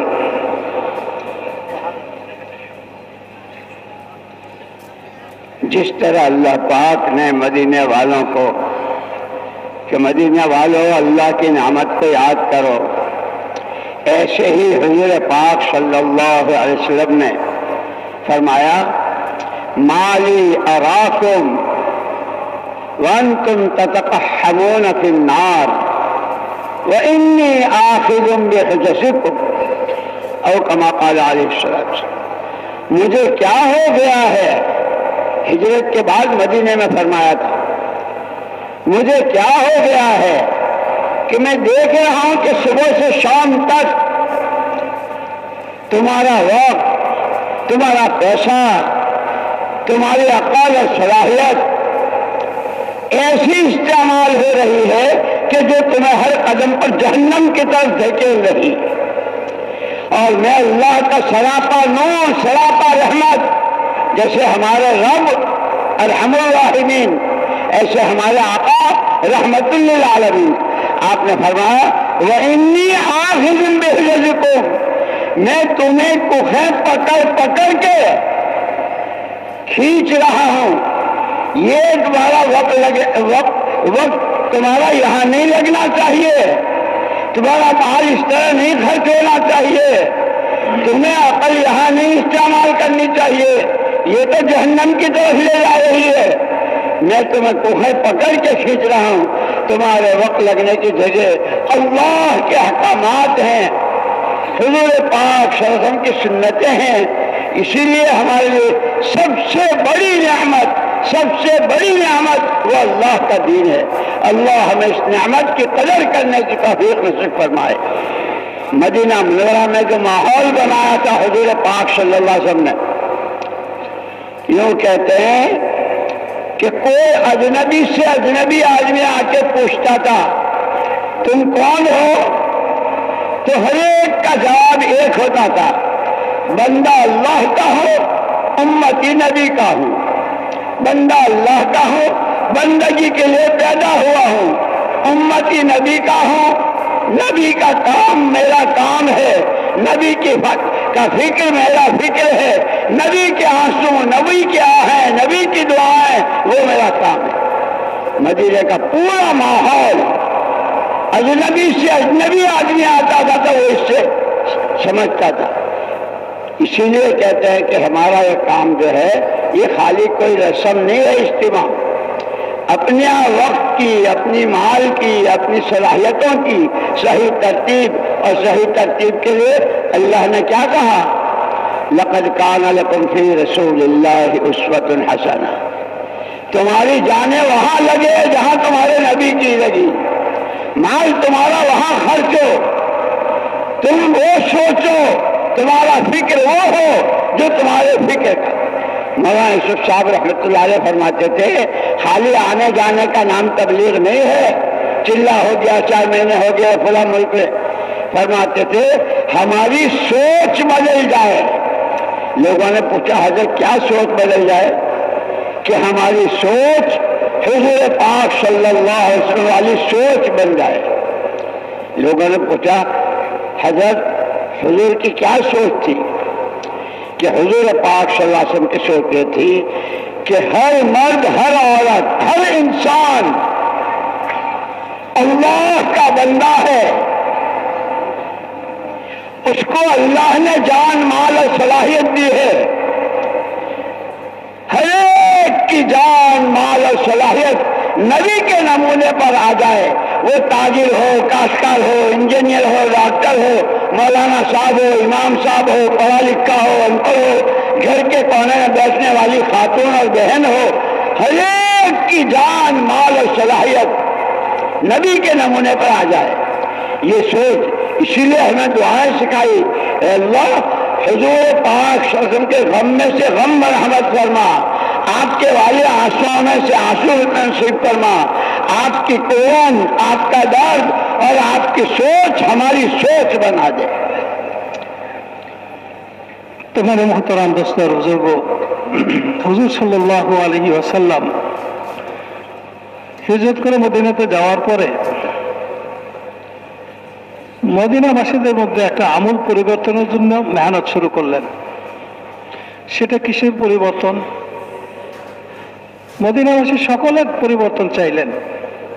ধনী গরিব, পড়াশোনা জানে জানে না, সর্বস্তরের মানুষ, পুরুষ মহিলা, সকলের মধ্যে একটা পরিবর্তনের জন্য হুজুর সাল্লাল্লাহু আলাইহি সাল্লাম মেহনত শুরু করলেন। সেটা হলো যে মানুষ যেন নিজেকে জাহান্নাম থেকে বাঁচানোর জন্য সদা সর্বদা সব জায়গাতে, সর্ব অবস্থায়, সব জায়গাতে তারা সচেষ্ট থাকে। কোনো সময় যেন জাহান্নামের থেকে গাফেল না হয় যে এই কামটুক করলে হয়তোবা জাহান্নামে যেতে হবে না, এরকম যেন না হয়। সবসময় জাহান্নামের ভয় যেন তার মধ্যে থাকে। হুজুর সাল্লাল্লাহু আলাইহি সাল্লাম ইরশাদ করেন, আমার যে কি হয়ে গেল যে আমি দেখতেছি তোমাদের প্রতিটা পদক্ষেপ, প্রতিটা কথা, প্রতিটা লড়াচড়া, প্রতিটা লেনদেন, সেই প্রতিটা ক্রয় বিক্রয়, প্রতিটা আচার আচরণ, এই সব কিছু তোমাদেরকে জাহান্নামের দিকে নিয়ে যাইতেছে। তোমাদের কোনো হুঁশ নাই, সেদিকে কোনো ভূক্ষেপ নাই। শুধু আমি একমাত্র ব্যক্তি যিনি তোমাদের কোমর ধরে জোর জবরদস্তি করে তোমাদেরকে জাহান্নাম থেকে বাঁচানোর জন্য চেষ্টা করতেছি।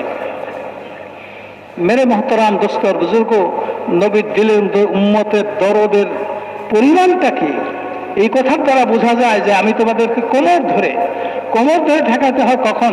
যখন নাকি সে কোনো মতে ঠেকতে রাজি নাই, তখন পিছনের থেকে ধরে বসে।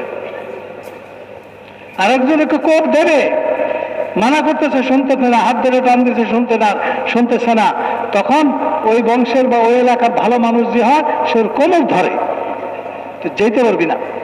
মেরে মোহতরাম দোস্ত বুজুর্গ, হুজুর সাল্লাল্লাহু আলাইহি সাল্লাম আমি একমাত্র ব্যক্তি যে তোমাদের কোমর ধরে ওখান থেকে ফিরে আনতেছি। তো মেরে মোহতরাম দোস্ত আর বুজুর্গ, আল্লাহ তাআলা নিজে বলেন, লাকাদ কানা লাকুম ফি রাসূলিল্লাহি উসওয়াতুন হাসানাহ। আল্লাহ রাসূলের মাঝে তোমাদের জন্য উত্তম চরিত্রের একটা নিদর্শন রয়ে গেছে। যেই চরিত্রের উপর আর কোনো চরিত্র হয় না, নিদর্শন রয়ে গেছে। সেটা কিসের মধ্যে? নবীর চিন্তা, নবীর ভাবনা, নবীর দেখা, নবীর কল্পনা, নবীর বলা, নবীর চলা, সব কিছুর মধ্যে তোমাদের উত্তম চরিত্রে, তোমাদের জন্য উত্তম চরিত্রের নিদর্শন রয়ে গেছে। মেরে মোহতারাম দোস্ত আর বুজুর্গ, হযরত ইউসুফ রাহমাতুল্লাহ বলতেন যেগুলো কিছু না, যথেষ্ট না। গাছ করা, তালিম করা, 3 দিনে যাওয়া, চিল্লা দেওয়া, 3 চিল্লা দেওয়া, এতে বেশি আনন্দিত হওয়ার কিছু নাই। আসল জিনিস হলো আমাদের চিন্তা চেতনার পরিবর্তন আসা। চিন্তা চেতনার পরিবর্তন আসা। চিন্তা চেতনার পরিবর্তন আসার কি অর্থ? মানুষেরা জিজ্ঞাসা করলেন যে হযরত চিন্তা চেতনার পরিবর্তন আসার কি অর্থ? বলে যে উম্মতের যত তাবাকা আছে, ধনী গরিব, শহরের গ্রামের, পড়ালেখা জানে না, পুরুষ মহিলা, পর্দার আড়ালে যে মা বসা আছেন, উনি সহ সকলের মাথার মধ্যে এই জিনিসটার জন্য ঢোকে যে মানুষ কি করে জাহান্নাম থেকে মুক্তি পাবে। জাহান্নাম থেকে কি করে মুক্তি পায়? এইটা হলো চিন্তা চেতনার পরিবর্তন। এই পরিবর্তন যতদিন পর্যন্ত না আসবে, এতদিন পর্যন্ত এই মেহনত এটা অসম্পূর্ণই থেকে যাবে। খুব বেশি সুফলের পাওয়া যাবে না। চিন্তা চেতনার পরিবর্তন, মালদার মাল খরচ করবে, তার চিন্তায় থাকবে তার ইচ্ছা হবে যে এই মাল খরচ করার দ্বারা কিভাবে মানুষ জাহান্নাম থেকে বাঁচে। মজদুর মজদুরি করবে, তার মাথার মধ্যে চিন্তা থাকবে যে আমি সহ সমস্ত মানুষ জাহান্নাম থেকে কি করে মুক্তি পেতে পারি।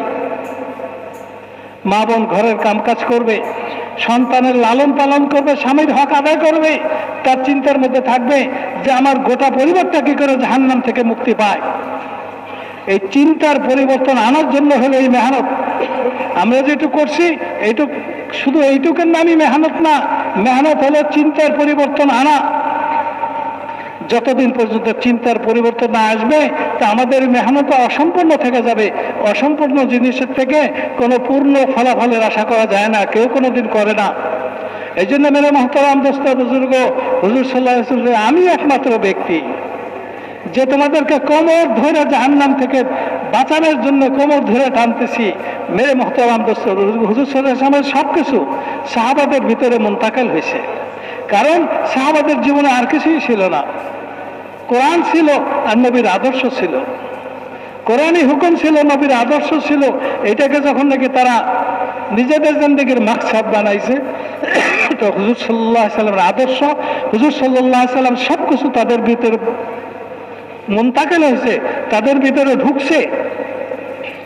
তা আমরাও যদি এইভাবে কোরআনকে নিজের সামনে রাখি, নবীর জীবনকে নিজের সামনে রাখি, তা আমাদের মধ্যে হুজুর সাল্লাল্লাহু আলাইহি ওয়াসাল্লাম ওই সমস্ত গুণাবলী আমাদের ভিতরেও আসবে। কারণ নবীর ভিতরে আল্লাহ তাআলা যেগুলো দান করেন এগুলো উম্মার ভিতরে পৌঁছানোর দায়িত্ব দিয়েই দান করেন। উম্মাদের ভিতরে আসার যদি যোগ্য, উম্মাদের ভিতরে নেওয়ার যদি যোগ্যতাই না থাকে তাইলে নবীকে কেন এই দায়িত্ব দেওয়া হলো? বোঝা গেল নবীর ভিতরে যা আছে উম্মত এটাকে গ্রহণ করার যোগ্যতা রাখে, যদি উম্মত সঠিক অ্যাঙ্গেলে দাঁড়ায়, সঠিক অ্যাঙ্গেলে থাকে। আর নিজে যদি সরে দাঁড়ায় তাইলে ঢুকবে না। যেমন নাকি এটা উনি বলেন নাই, কলের যেখানটা পানি পড়তেছে বন্যাটা তার থেকে একটু সরাই ধরছে, তার বন্যা কি ভরবে না। এই জন্য মেরে মহতারাম দোস্তর বুজুর্গ, আমাদের জীবনের জন্য জরুরি হলো আল্লাহর হুকুম নবীর তরিকাকে মজবুতির সাথে ধরা। আল্লাহর হুকুম নবীর তরিকাতে মজবুতির সাথে ধরা। মদিনাওয়ালারা সহ আনসার মুহাজিররা সহ এই তরিকাকে এমনভাবে ধরছিলেন, তারা নিজেদের আগে যেভাবে পরিচয় দিতেন এগুলো তারা ভুলে গেছেন। এগুলো একটা অবাস্তব মনে করছেন, অর্থহীন পরিচয় মনে করতেন। যে অর্থহীন পরিচয় আমরা দিয়ে বড় আনন্দ পাই, এগুলোকে অর্থহীন পরিচয় মনে করতেন। মদিনার যে কোনো মানুষ, চাই ব্যবসায়ী অথবা কৃষক, ধনী অথবা গরিব, যে কেউ হোক না কেন, তার কাছে যে কোনো মানুষ যদি জিজ্ঞেস করতো যে আপনি কে, উনি বলতেন এক নম্বর হতো আমি আল্লাহ তাআলার বান্দা, যে আল্লাহ তাআলা রাহমাতুল লিল আলামিন, আমি তার গোলাম। দুই নম্বর হলো যে আল্লাহ তাআলা রব্বুল আলামিন, আমি তার গোলাম। দুই নম্বরের পরিপূর্ণ এই পরিচয় পূর্ণতা হবে তখন। আর দ্বিতীয় নম্বরে হলো আমি মুহাম্মদুর রাসূলুল্লাহ সাল্লাল্লাহু আলাইহি ওয়াসাল্লামের উম্মত, যিনি রাহমাতুল লিল আলামিন, রব্বুল আলামিনের গোলাম, রাহমাতুল লিল আলামিনের উম্মত। এইটি হলো আমার পরিচয়। আমার কাম হলো নবী যে কাম করে গেছেন ওইটাই হলো আমার কাম। মেরে মুহতারাম দোস্তর, সমস্ত মানুষের মাথার মধ্যে এটাকে ঢোকানো, এটাই হলো আমাদের জিম্মাদারি। জানি আল্লাহ তাআলার বান্দা, আল্লাহর গোলাম, মুহাম্মদুর রাসূলুল্লাহ সাল্লাল্লাহু আলাইহি ওয়াসাল্লামের উম্মত। মুহাম্মদুর রাসূলুল্লাহ সাল্লাল্লাহু আলাইহি ওয়াসাল্লামের যে ফিকির আমারও একই ফিকির, নবীর যে মেহনত আমারও একই মেহনত, নবীর যে আচরণ আমারও একই আচরণ।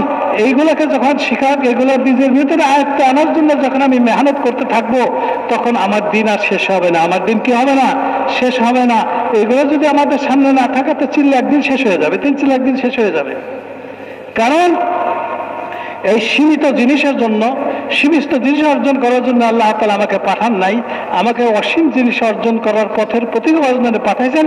অসীম জিনিস অর্জন করার পথের প্রতীক যে হব, তখন আল্লাহ তাআলা অসীম নিয়ামতের আখিরাত জান্নাত যেটা, ওইটা আমার জন্য ফয়সালা করে দেবেন। জাহান্নাম থেকে আল্লাহ তাআলা আমাকে বাঁচাই দেবেন।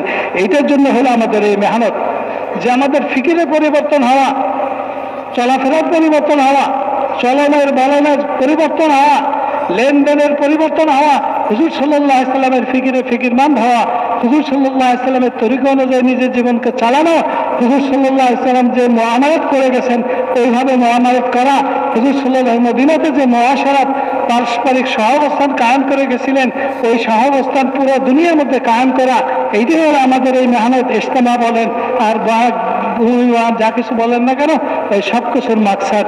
ইনশাল্লাহ এই মাকসাদ পুরা করবো তো আমরা, अल्लाह ताला तौफीक दे। इसीलिए मौलाना मोहम्मद इलियास साहब रहमतुल्लाह अलैह फरमाते थे, अल्लाह के वास्ते, अल्लाह के वास्ते, अल्लाह के वास्ते इस काम को रस्म न बनाइयो, ये कारे नबूवत है, ये नबी का काम है। नबी का काम नबी वाले मिजाज से, जैसे तिजारत ताजराना मिजाज से, खेती खेती के मिजाज से, कि नबूवत वाला मिजाज कि सिर्फ और सिर्फ अल्लाह को राजी करना, अपनी आखिरत बनाना और हर एक के लिए रहमत बनकर जीना, कि रहमतुल लिल आलमीन वमा अर्सलनाका इल्ला रहमतुल लिल आलमीन, कि नबी का उम्मती जहां भी रहे, अंधेरे में, उजाले में, मालदारी में, गुर्बत में, बीमारी में, तंदुरुस्ती में, सफर में, हजर में, मकाम पर, बाहर, कि मोहम्मद रसूलुल्लाह सबका उम्मती खुदा की मखलूक के हक में रहमत बनकर जिए। ये नबूवत का मिसाल है, हमको दिया गया है। और इसको सहाबाए किराम रिज़वानुल्लाहि तआला अजमईन ने पूरे तौर पर ऐसा लिया था। हमने सहाबा को देखा नहीं, लेकिन जब भी किसी सहाबी का नाम आता है फौरन दुआ रज़ी अल्लाह अन्हु, रज़ी अल्लाह उनसे राजी हो जाए, दुआएं निकलती है। इसलिए मेरे दोस्तों मौलाना साहब रहमतुल्लाह अलैह फरमाते थे, ये कारे नबूवत है, इसको रस्म न बनाइए। और फिर मिसाल दी थी, यूं फरमाया कि जितने अमाले दावत हैं ये खुद हुजूर अकरम सल्लल्लाहु अलैहि वसल्लम ने किए हैं, आपने गश्तें की है, आप एक एक के पीछे गए हैं, आप मीना मुज़दलिफा में, उनके बाजारों में, उनके मेलों में, हर जगह जाके आपने दावत दी। फरमाया आज भी इन अमलों में गलत यकीन के सही यकीन से बदलने की, गुनाहों के ताअत और इबादत से बदलने की, जहालतों के इल्म नबूवत से और इल्म कुरान से बदलने की, गफलतों के अल्लाह की याद और इस्तिहजार से बदलने की, बदअखलाकी के अखलाक की बुलंदियों से बदलने की, अगराज दुनिया तलबी, खुद गर्जी, इस सब के इखलास से बदलने की आज भी वही तासीर है जो हुजूर पाक सल्लल्लाहु अलैहि वसल्लम के जमाने में थी। और उसकी मिसाल दी थी मौलाना इलियास साहब रहमतुल्लाह अलैह ने, कि जैसे लीमू है 1500 साल हो गया हुजूर पाक उनकी वफात को,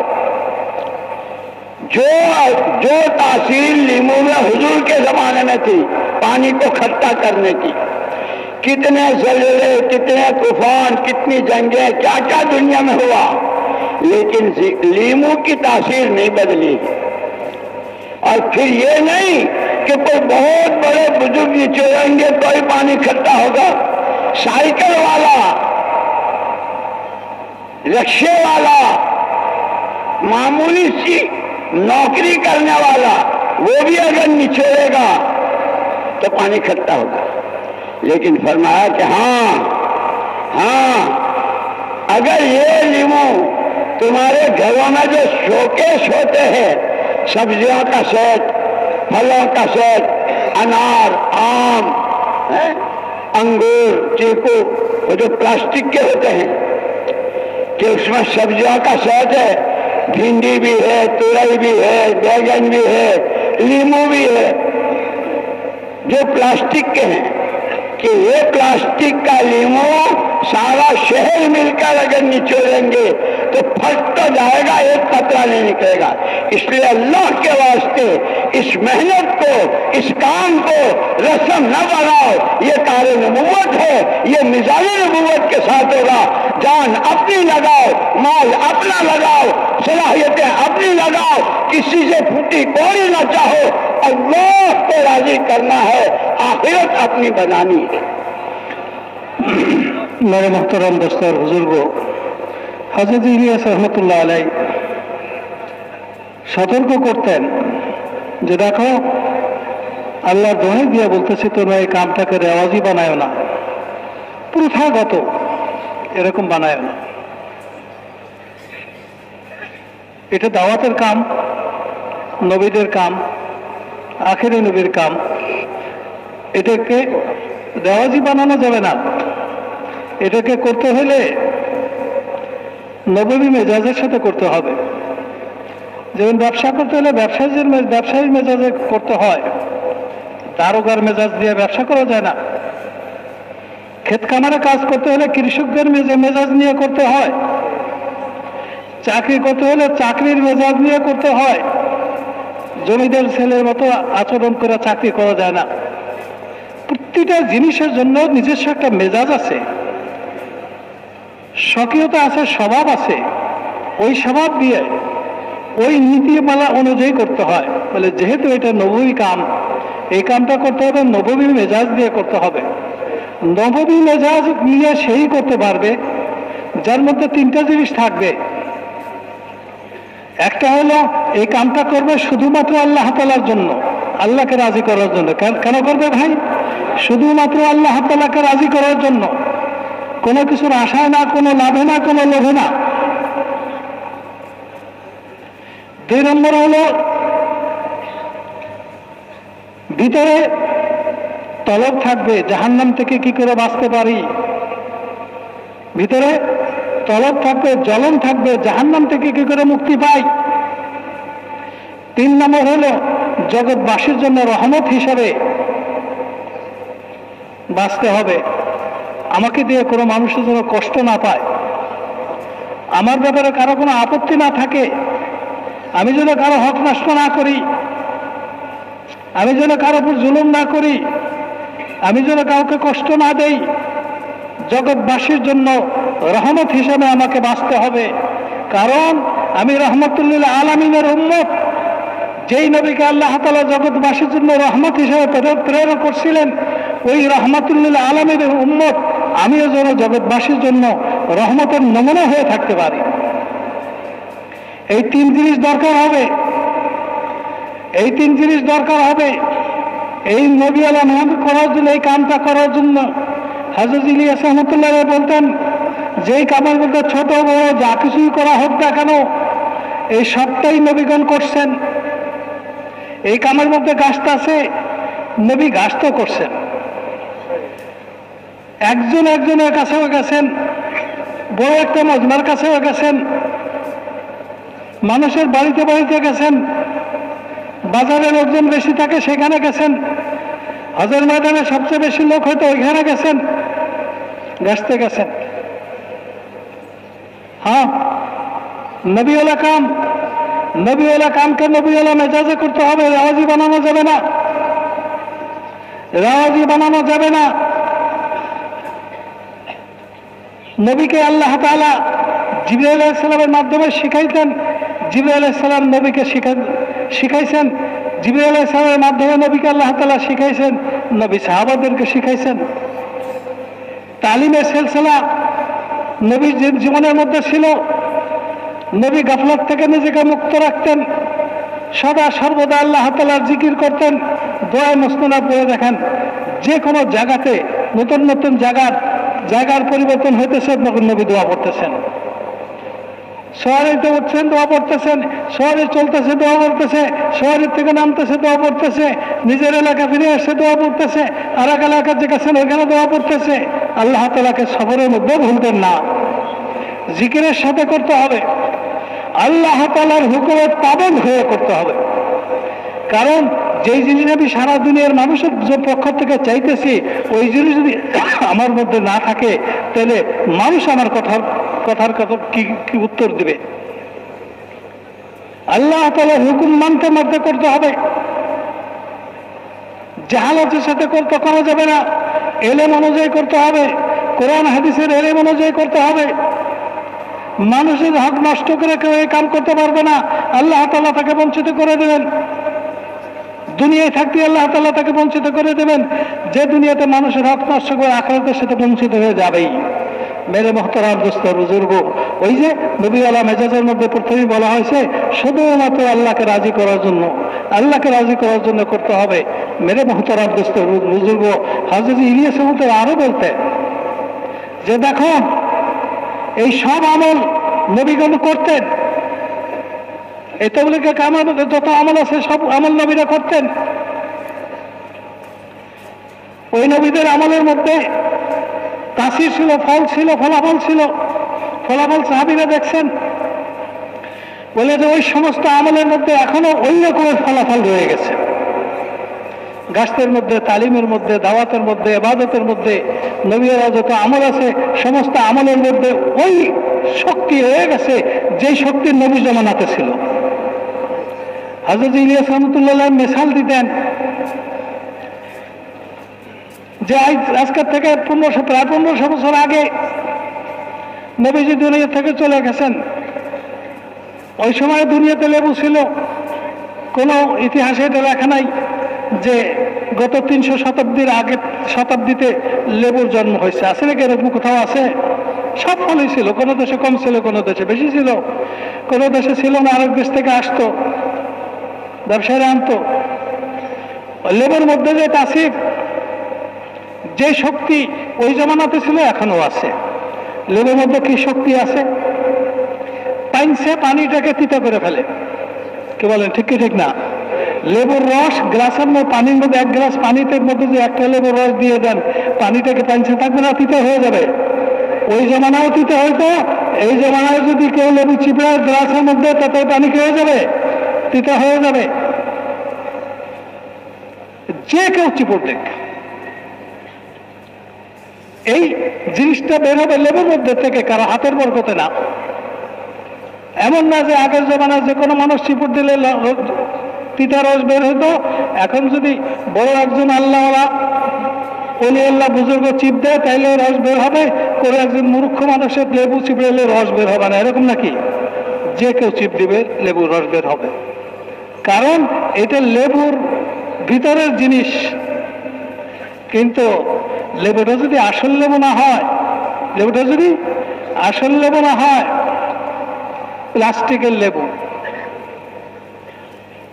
দেখেন না কোনো মাসে শখের বশত 2 লাখ 3 লাখ 5 লাখ টাকা দিয়ে শোকেস বানায়, সাজায় কি দিয়ে? ছোট ছোট ডিশ পাওয়া যায়, ওই ডিশের মধ্যে তরকারি থাকে, প্লাস্টিকের তরকারি। কোনোটার মধ্যে ওই মোটা মোটা মরিচ, ক্যাপসিকাম, কোনোটার মধ্যে ভেন্ডি, কোনোটার মধ্যে ঝিঙ্গা, কোনোটার মধ্যে টমেটো। এই যে রাখছে 25 বছর আগে ওইভাবেই আছে, নষ্ট হইতেছে না। কারণ কি? প্লাস্টিকের। ওই প্লাস্টিকের লেবুর পাত্রের মধ্যে যে লেবু আছে, ওই লেবু নিয়ে পুরো শহরের মানুষকে দাওয়াত দিছে যে আসো সবাই মিলে একটা কাম করি, সবাই একসাথে ধরে টিপ দাও। তো টিপ দিলে লেবু তো ফেটে যাবে, কিন্তু রস বের হবে না। কারণ কি? ওর মধ্যে নাই, ওর মধ্যে নাই। যদি থাকতো তাহলে শহরের মানুষ লাগতো না, একজন মূর্খ মানুষের যদি ওই বাড়ির দাঁড়ানো যদি চিপড় দিত তাহলে রস বের হয়ে আসতো। মেরে মহতারাম দোস্ত বুজুর্গ, নবীওয়ালা মেজাজে যদি এই তবলীগের এই কামগুলা কেউ করে, আল্লাহকে রাজি করার জন্য করে, নিজেকে জাহান্নাম থেকে বাঁচানোর জন্য করে, মানুষের হক আদায় করতে করতে করে, কোনো মানুষের আপত্তিজনক তরফ না থাকে, এইভাবে যদি করে, ওই তাসির আজকেও মেহনতের মধ্যে আছে। এই মেহনতের দ্বারা মানুষের আল্লাহর সাথে হারানো সম্পর্ককে আবার নতুন করে দিবে, আল্লাহর সাথে মানুষের সম্পর্ক কায়েম হবে, নবীর তরিকা অনুযায়ী চলার যোগ্যতা পয়দা হবে, এলেম শিখার জজবা দিলের মধ্যে পয়দা হয়, নিজের ভিতর থেকে জাহালাতিকে শেষ করে দেবে। মেরে মোহতারাম দোস্ত, আল্লাহর জিকিরে অভ্যস্ত হবে, মানুষের কদর, মানুষের মূল্যায়ন তার সামনে, চোখের সামনে আসবে। সে আর কোনো মানুষকে অপমান করবে না, তুচ্ছ তাচ্ছিল্য করবে না। তার জিন্দেগিতে সবকিছু বিদায় হয়ে যায়, একটাই জিনিস তার সামনে থাকবে যে আল্লাহ কি করে রাজি হয়ে যান। কারণ আখিরাতের দুনিয়া শান্তি এবং আখিরাতের সফলতা নির্ভর করতেছে আল্লাহ তাআলা সন্তুষ্টির উপরে। আল্লাহ তাআলা সন্তুষ্টি করার জন্য সে ব্যস্ত হয়ে যাবে। এই মেহনত, এই জিনিসগুলো আছে, এই ফলগুলো আছে। তো মেরে মোহতারাম দোস্ত বুজুর্গ, আমরা মেহনত এই জন্য করবো যাতে করে এই মেহনতের মধ্যে যে ফলগুলো আছে, এই ফলটা আমার জীবনে ঘটে, সারাদিনের মানব জীবনে, মানুষের জীবনে ঘটে, সারাদিনের মানুষ যেন জাহান্নাম থেকে মুক্তি পেয়ে জান্নাতে যেতে পারে। এই জন্য আমরা মেহনতটা করবো তো ইনশাআল্লাহ। मौलाना मोहम्मद इलियास साहब रहमतुल्लाह अलैह फरमाते थे, इस काम के जरिए अपना मिजाज बनाओ खेती वालों जैसा, जो जमीनें जोतते हैं, जो खेतियां करते हैं, एक वक्त होता है उनका बोआई का, बीज डालते हैं और उससे पहले जमीन को साफ करते हैं, कांटे हो, झंगार हो, कचरा हो, जितना हो जड़ समेत साफ करते हैं। फिर वो बहुत महंगा बीज लाकर, अच्छे से अच्छी क्वालिटी का लाकर यूं जमीन में फेंकता है। जिसने कभी खेती देखी ना हो वो तो अरे कितना बेवकूफ आदमी है, अरे पुलाव बना के खाता, रोटी बना के खाता, लेकिन पता कल चलेगा कि तू बेवकूफ था कि वो बेवकूफ था। बोआई के जमाने में अपने हाथ का बीज डाल देता है, ऊपर मनो मट्टी, फिर पानी में वो सड़ जाता है, वो बीज अपनी जान खपा देता है, खत्म हो जाता है। लेकिन इसके रास्ते की जितनी रुकावटें हैं वो मनो मट्टी और वो सारी रुकावटें अल्लाह अपनी कुदरत से एक कॉपल की शक्ल में उसको बहल लाते हैं। फिर उस पर पत्ते, शाखें, फूल, फल और दुनिया में जाते हैं। कि अपने आप को इस मेहनत में जो कुछ अल्लाह ने दिया है, अपना वक्त, अपना पैसा, अपनी अक्ल खिराद, अपनी सलाहियतें अल्लाह के नाम पर इस तरह झोंक दो, तुम्हारे रास्ते की हर रुकावट को अल्लाह अपनी कुदरत से ऐसे दूर करेंगे जैसे बीज के रास्ते से दूर करते हैं। फिर इतना नहीं, इस बीज पर जो फल आते हैं, फिर ये फल दुनिया में कहां कहां सप्लाई होते हैं। फिर यही मजमा मुल्कों में जाएगा और इनके हाथों वहां, जैसे हुजूर पाक सल्लल्लाहु अलैहि वसल्लम ने खुशखबरी दी है, बहुत मुबारकबाद, बहुत मुबारकबाद, जिसको अल्लाह पाक भलाई की चाबी और बुराई का ताला बनाए।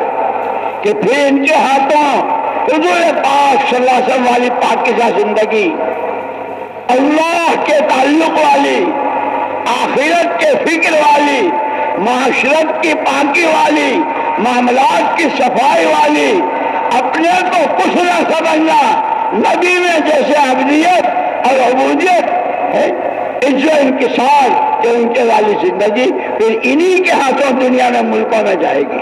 अल्लाह इससे पहले मुझे और आपको सबको अपने पास की यकीन ताकतें, जान, माल और सलाहियत, अकल, इसको हुजूर पाक सल्लल्लाहु अलैहि वसल्लम के नमूने पर लाना है। उसके लिए ये वक्त मांगा जाता है।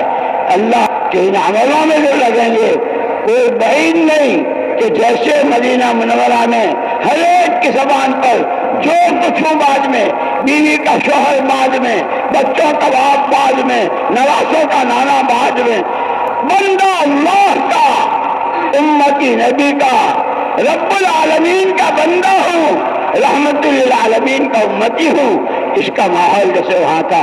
जब हुजूर वाले अमल होंगे, इखलास के साथ, कुर्बानियों के साथ, अल्लाह को राजी करने के सिलसिले के साथ, तो फिर अल्लाह के लिए कोई मुश्किल नहीं कि हमारे ही हाथों अल्लाह पाक वो माहौल बना दे कि हर एक की जबान पर बंदा अल्लाह का, नबी का उम्मती, बंदा अल्लाह का, उम्मती नबी का।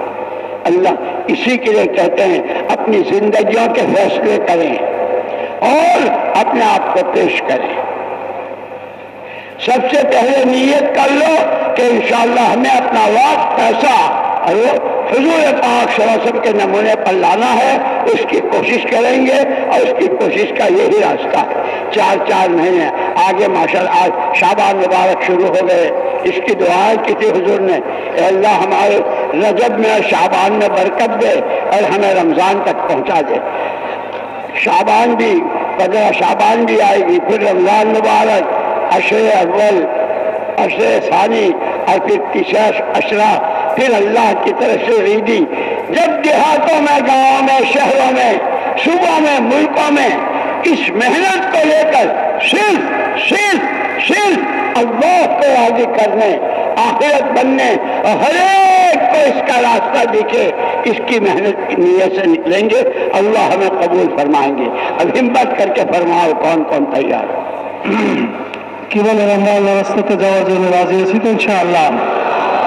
আল্লাহ তাআলা আমাদেরকে কবুল করে।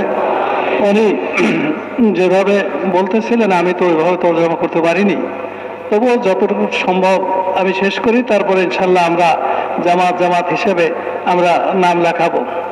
ধৈর্য সহকারে শুনি। হযরত ইলিয়াস রহমতুল্লাহ বলতেন যে কেউ যদি দাওয়াতের কাম করতে চায় তাদের এই কৃষকদের স্বভাবান্বিত হইতে হবে। কৃষকদের স্বভাবটা কি? কৃষকদের স্বভাব হলো, কাম হলো, একটা সময় আসে তার জমিনে ফসল বোনার সময় আসে। ফসল বোনার সময় আসার আগে কৃষক ওই জমিকে সাফ করে, যত রকমের ঘাস পাতা, লতা পাতা, কাটা গোছা যা আছে সব পরিষ্কার করে ফেলে। কি বলেন? করে কি করে না? তারপরে যখন বোনার সময় হয় তখন দামি দামি বীজ, আমাদের দেশে পেঁয়াজের দানা 3000-4000 টাকা করে বিক্রি হয়, ওই দামি বীজ বেচে ছড়ায় জমিনের মধ্যে, তারপরে মাটির নিচে ফেলে, তারপরে পানি দেয়। কেউ দেখলে চিন্তা করে, আরে কত বড় বেকুব, 4000 টাকা দিয়ে 1 কেজি দানা কিনা তাও ছড়াইতেছে, ওই 4000 টাকা দিয়ে মাছ গোস্ত খাইলে একটু ভালো হইতো, একটু ভালো খাইতে পারতো। কৃষক কারো কথায় কান দেয় না, কারো কথায় সে কান দেয় না, সে ব্যস্ত হয়ে যায়, অস্থির থাকে। তার যতটুকু করার যোগ্যতা আছে এতটুকু সে করবে, তার সময় লাগাবে, তার মাল লাগাবে, তার হাতের দামি বীজ ওইটা মাটির কাছে দিয়ে দেবে, শুধু মাটির কাছে দিয়ে দেবে, মাটি দিয়ে ঢেকে ফেলবে, তারপরে পানি দিয়ে এটাকে পচাবে। আরে পচার জন্য দেখ মাটি যথেষ্ট ছিল, আবার পানি দেওয়ার কি দরকার? বলে তাড়াতাড়ি পচাবে। কৃষক যখন নাকি তার এই কোরবানিটাকে শেষ করে, সবকিছু তার দায়িত্বে যত কিছু এটা যখন পুরা করে, তখন আল্লাহ তাআলার মেহেরবানি শুরু হয়ে যায়। আল্লাহ তাআলার মেহেরবানি শুরু হয়ে যায়। ওই দানা পানি মাটির সংমিশ্রণে যখন পড়ছে, তখন ওটার মধ্যে থেকে আল্লাহ প্রথমে একটা জ্বর বের করে, ওই জ্বরটা নিচের দিকে যায়, তারপরে আল্লাহ তাআলা একটা অঙ্কুর বের করেন, এই অঙ্কুরটা উপরের দিকে আসে। অঙ্কুরটা যখন উপরের দিকে আসে, মাটির বাইরে চলে আসে, মাটির থেকে উপরে হয়, তখন তার 2টা পাতা হয়। আস্তে আস্তে পাতার পরিমাণ বাড়ে, তারপরে ডালের পরিমাণ বাড়ে, পাতার পরিমাণ বাড়ে, মোটা হয়, ফুল হয়, ফল হয়। তো মেরে মোহতারাম দোস্তার বুজুর্গ, কিন্তু এই ব্যাপারে যা জানা ছিল না, সে তো গালাগালি করতেছিল যে 5-4 টাকার 1 কেজি দানা দিল, নষ্ট করে বাজার করে খাইলে ভালো হইতো। কিন্তু মেরে মোহতারাম দোস্তার বুজুর্গ, যখন বান্দার জিম্মায় যতটুকু করার ছিল, বান্দা যখন এটা শেষ করে দেন, তখন আল্লাহ তাআলার দায়িত্বে যেটা আছেন, আল্লাহর কুদরতের ইস্তেমাল শুরু হয়ে যায়। কুদরতকে আল্লাহ তাআলা ইস্তেমাল করেন। তো মেরে মোহতারাম দোস্তার বুজুর্গ, যখন নাকি তার ঘর ফলে ফসলে ভরে যায়, আর ফল ফসল উঠতে থাকে, কত ফল বিদেশে চলে যায়, কত ধান চিকন ধানগুলো বিদেশে চলে যায়, কত ফসল বিদেশে চলে যায়। মেরে মোহতারাম দোস্ত বুজুর্গ, চতুর্দিক থেকে তার রেজাল্ট আসতে থাকে, টাকা পয়সা আসতে থাকে। মেরে মোহতারাম দোস্ত বুজুর্গ, হযরত ইলিয়াস রহমতুল্লাহ আলাইহি বলতেন, এই কৃষকের মেজাজের মতো মেজাজ হইতে হবে। নিজের কাছে নিজের জীবনের অমূল্য সম্পদ জীবন, নিজের সম্পদ, নিজের আকল, নিজের যোগ্যতা, নিজের সালাহিয়তকে সব কিছু আল্লাহ দ্বীনের জন্য লাগাইতে হবে, যে আল্লাহ তাআলার সাথে আমার তাআল্লুক পয়দা হয়ে যায়, সুন্নতের ইত্তেবার মাধ্যমে নবীর সাথে আমার সম্পর্ক পয়দা হয়ে যায়। হ্যাঁ, মানুষের সাথে আমার ব্যবহারটা প্রশংসনীয় হয়ে যায়, লেনদেন পাক পবিত্র হয়, আমার দিলের থেকে দুনিয়ার সবকিছু জজবা বের হয়ে যায়, একমাত্র আল্লাহ তাআলাকে রাজি করার জজবা আমার দিলের মধ্যে পয়দা হয়। এইভাবে এইগুলো সব আল্লাহ তাআলা মানুষের যোগ্যতার মধ্যে দিয়ে দিছেন। মানুষের মধ্যে আল্লাহ তাআলা এই গুণাগুণগুলো রাখছেন। মানুষ চাইলে তার সময়টা যে কোনো জায়গায় খরচ করতে পারে, তার মালটাকে যে কোনো জায়গায় খরচ করতে পারে, যে কোনো জিনিস নিয়ে মানুষ চিন্তা করতে পারে। কিন্তু দুনিয়ার হাজারো জিনিস নিয়ে চিন্তা করার জন্য আল্লাহ তাআলা মানুষদেরকে বানান নাই। মাল যেখানে সেখানে খরচ করার জন্য বানান নাই। লম্বা হায়াত আল্লাহ তাআলা ওয়াহিদ খরচ করার জন্য বানান নাই। হায়াত খরচ করতে হবে কোথায় তাও জানাই দিয়েছেন, মাল খরচ করতে হবে কোথায় তাও জানাই দিয়েছেন। নবীর জীবন দিয়ে আমাদেরকে সামনে বাস্তব হিসেবে রেখে গেছেন। মেরে মোহতারাম দোস্তর বুজুর্গ, যখন নাকি আমরা এরকম করব, তখন কি হবে? এই মজমা যখন নাকি জান মাল আর যোগ্যতার ব্যবহারের সঠিক সিদ্ধান্ত নেবে, তখন আল্লাহ তাআলা কারে যে কোন দেশে পাঠাই দেবে আর ওইখানে থেকে হেদায়েতের বাতাস শুরু হয়ে যাবে, আমরা কেউ জানি না। ওই বীজটার জানা ছিল না যে ওর মধ্যে কত দামি ফল রয়ে গেছে, ওর মধ্যে কত দামি ফসল রয়ে গেছে। ওই বীজটার কোনো জানা ছিল না। আমাদের জানা নাই আমাদের মধ্যে কি ইস্তেদাত আছে। যখন আমরা আল্লাহর রাস্তাতে বের হব, তখন আমাদের ইস্তেদাতকে আল্লাহ তাআলা ব্যবহার করবেন। আমাদের ইস্তেদাতকে আল্লাহ তাআলা ব্যবহার করবেন। উম্মতের মধ্যে সব রকমের ইস্তেদাত আছে। উম্মতের জান মাল সালাহিয়াত, এর মধ্যে দিন জিন্দা করার শক্তি আছে। সমস্ত দুনিয়ার মানুষদেরকে জাহান্নাম থেকে বাঁচানোর শক্তি আছে। মেরে মুহতারাম দোস্ত বুজুর্গ, যখন নাকি আমরা এইভাবে আমাদের জান মালকে খরচ করতে থাকবো, তখন আর কোনো পরিচয় দিয়ে আমরা স্বাচ্ছন্দ্য বোধ করবো না। আমাদের স্বাচ্ছন্দ্য বোধ হবে যে আমি বান্দা হলাম আল্লাহ তাআলার, বান্দা হলাম রব্বুল আলামিনের, উম্মত হলো রাহমাতুল লিল আলামিনের। আমি আমার স্ত্রীর সাথে, আমার ছেলের পিতা আমি পরে, আমার নাতির দাদা নানা আমি পরে, আমি সর্বপ্রথম আল্লাহ তাআলার বান্দা, যিনি রব্বুল আলামিন, সমস্ত জাহানকে তিনি পালেন। আমি রহমতুল লিল আলামিন, সমস্ত জগৎবাসীর জন্য যে রহমত, ওই নবীর উম্মত আমি। এই পরিচয় দিয়ে মানুষ তখন স্বাচ্ছন্দ্য বোধ করবে। এই পরিচয়ের মধ্যে যখন স্বাচ্ছন্দ্য বোধ করবে, মেরে মুহতারাম দোস্তর বুজুর্গ, তখন আল্লাহ তাআলা ওই উম্মতের ভিতর থেকে ওই জওয়াহিরগুলোকে বের করবেন, যেই জওয়াহিরগুলো দুনিয়াতে ব্যবহার হবে আর মানুষের জন্য হেদায়েতের রাস্তা খুলবে। মেরে মুহতারাম দোস্তর বুজুর্গ, ইস্তেগফারের তারিখ গড়াইতে এমনই একটা সময় আসছে, শাবান মাস শুরু হয়ে গেছে। শাবান মাস সম্বন্ধে কি বলবো? হুজুর সাল্লাল্লাহু আলাইহি ওয়াসাল্লাম শাবান মাস কোনোদিনের দুনিয়াতে বাঁচার আশা করতেন না, কিন্তু শাবান রজব মাস পাইনি, করতেন যে আল্লাহ এবার রমজানের আগে মৃত্যুটা দিও নাই, রমজান পর্যন্ত বাঁচায় রাখো। দোয়া করতেন, আল্লাহুম্মা বারিক লানা ফি রজব ওয়া শাবান ওয়া বাল্লিগনা রমাদান। আল্লাহ রজব শাবান মাসে খুব বরকত দিও, এবার রমজানটা পর্যন্ত হায়াতটাকে লম্বা করে দিও। মেরে মুহতারাম দোস্তর বুজুর্গ, এই শাবান মাসে আমাদের বের হওয়া হবে। সামনে রমজান মাস আসবে।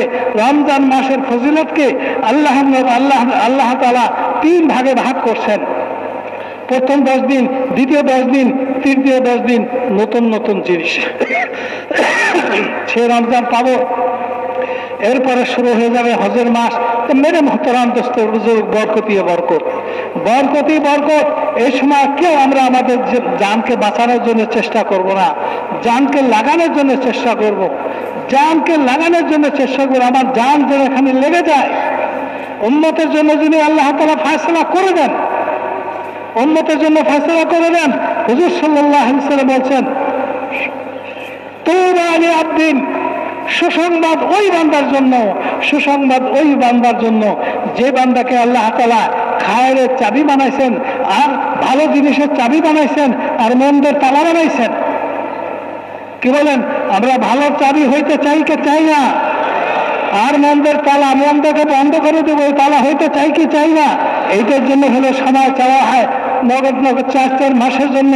কে কারা এবং জামাত সহ তৈরি আছে হিম্মত করে বলেন।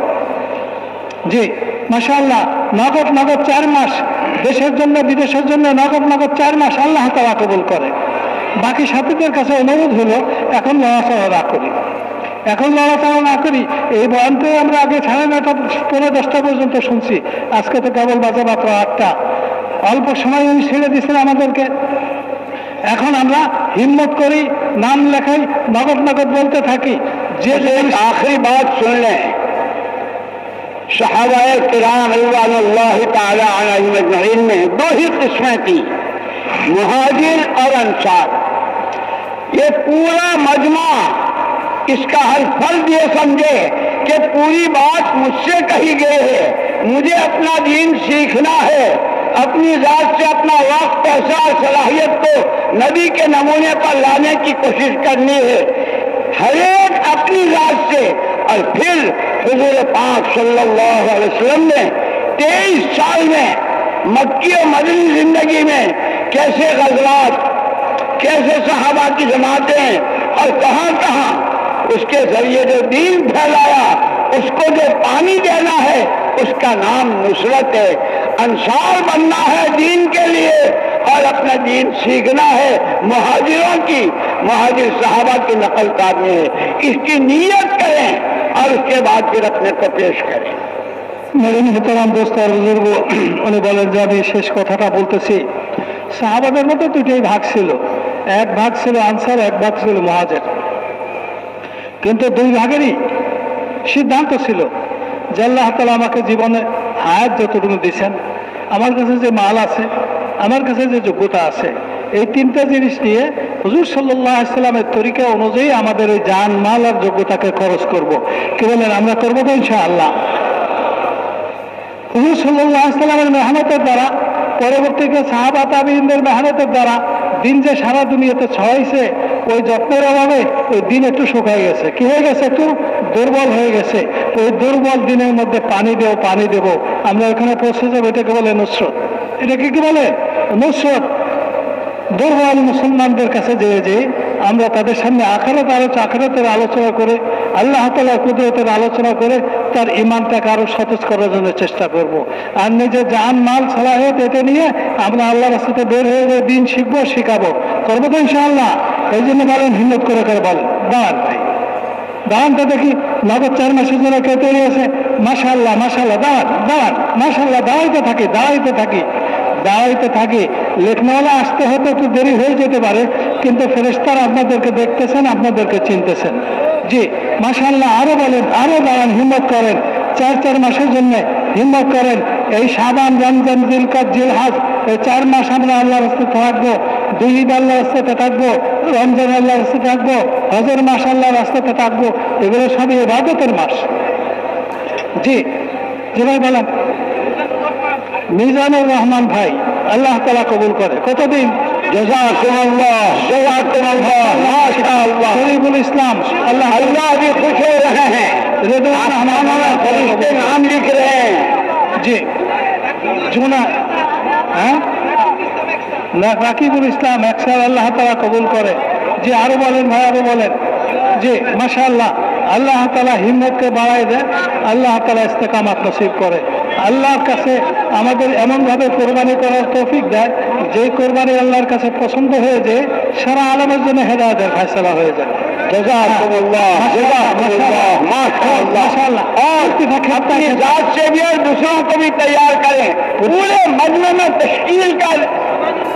तश्कील की फिजा बना दें। হ্যাঁ, নিজেও তৈরি করব, নিজেকে পেশ করব, আরো সাথে সাথে তৈরি হয়, এটার জন্য চেষ্টা করব তো ইনশাআল্লাহ। প্রতিটা ক্ষেত্রায় ক্ষেত্রায় এখন তশকিলের মাহল যেন থাকে, উঠা বসা চলাফেরার মাহল না থাকে। হাতে ধরে, পায়ে ধরে সাথীদেরকে একটু বসাই, আমরা একটু বসলে ইনশাআল্লাহ আমাদের যত টাকা আছে সব টাকাটাই পুরো হয়ে যাবে।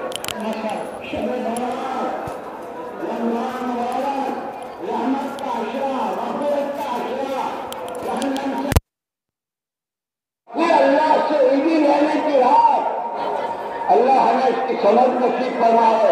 مفهوم لجنة التحقيق মেরে মোহতারাম দোস্ত বুজুর্গ এই সবাই সামান মাসের সরবরাহ আসবে তার একটা ফজিলত রমজান মাসের প্রথম 10 দিন হলো রহমতের জন্য রহমত নিয়ে আসবে, দ্বিতীয় 10 দিন মাগফিরাত নিয়ে আসবে, তৃতীয় 10 দিন জাহান্নাম থেকে মুক্তির সনদ দিয়ে আসবে। এরপরে আল্লাহর কাছ থেকে পুরস্কার নেওয়ার রাত্রি আসবে, ঈদের রাত্রি। এই ফজিলতের কোনো শেষ নাই।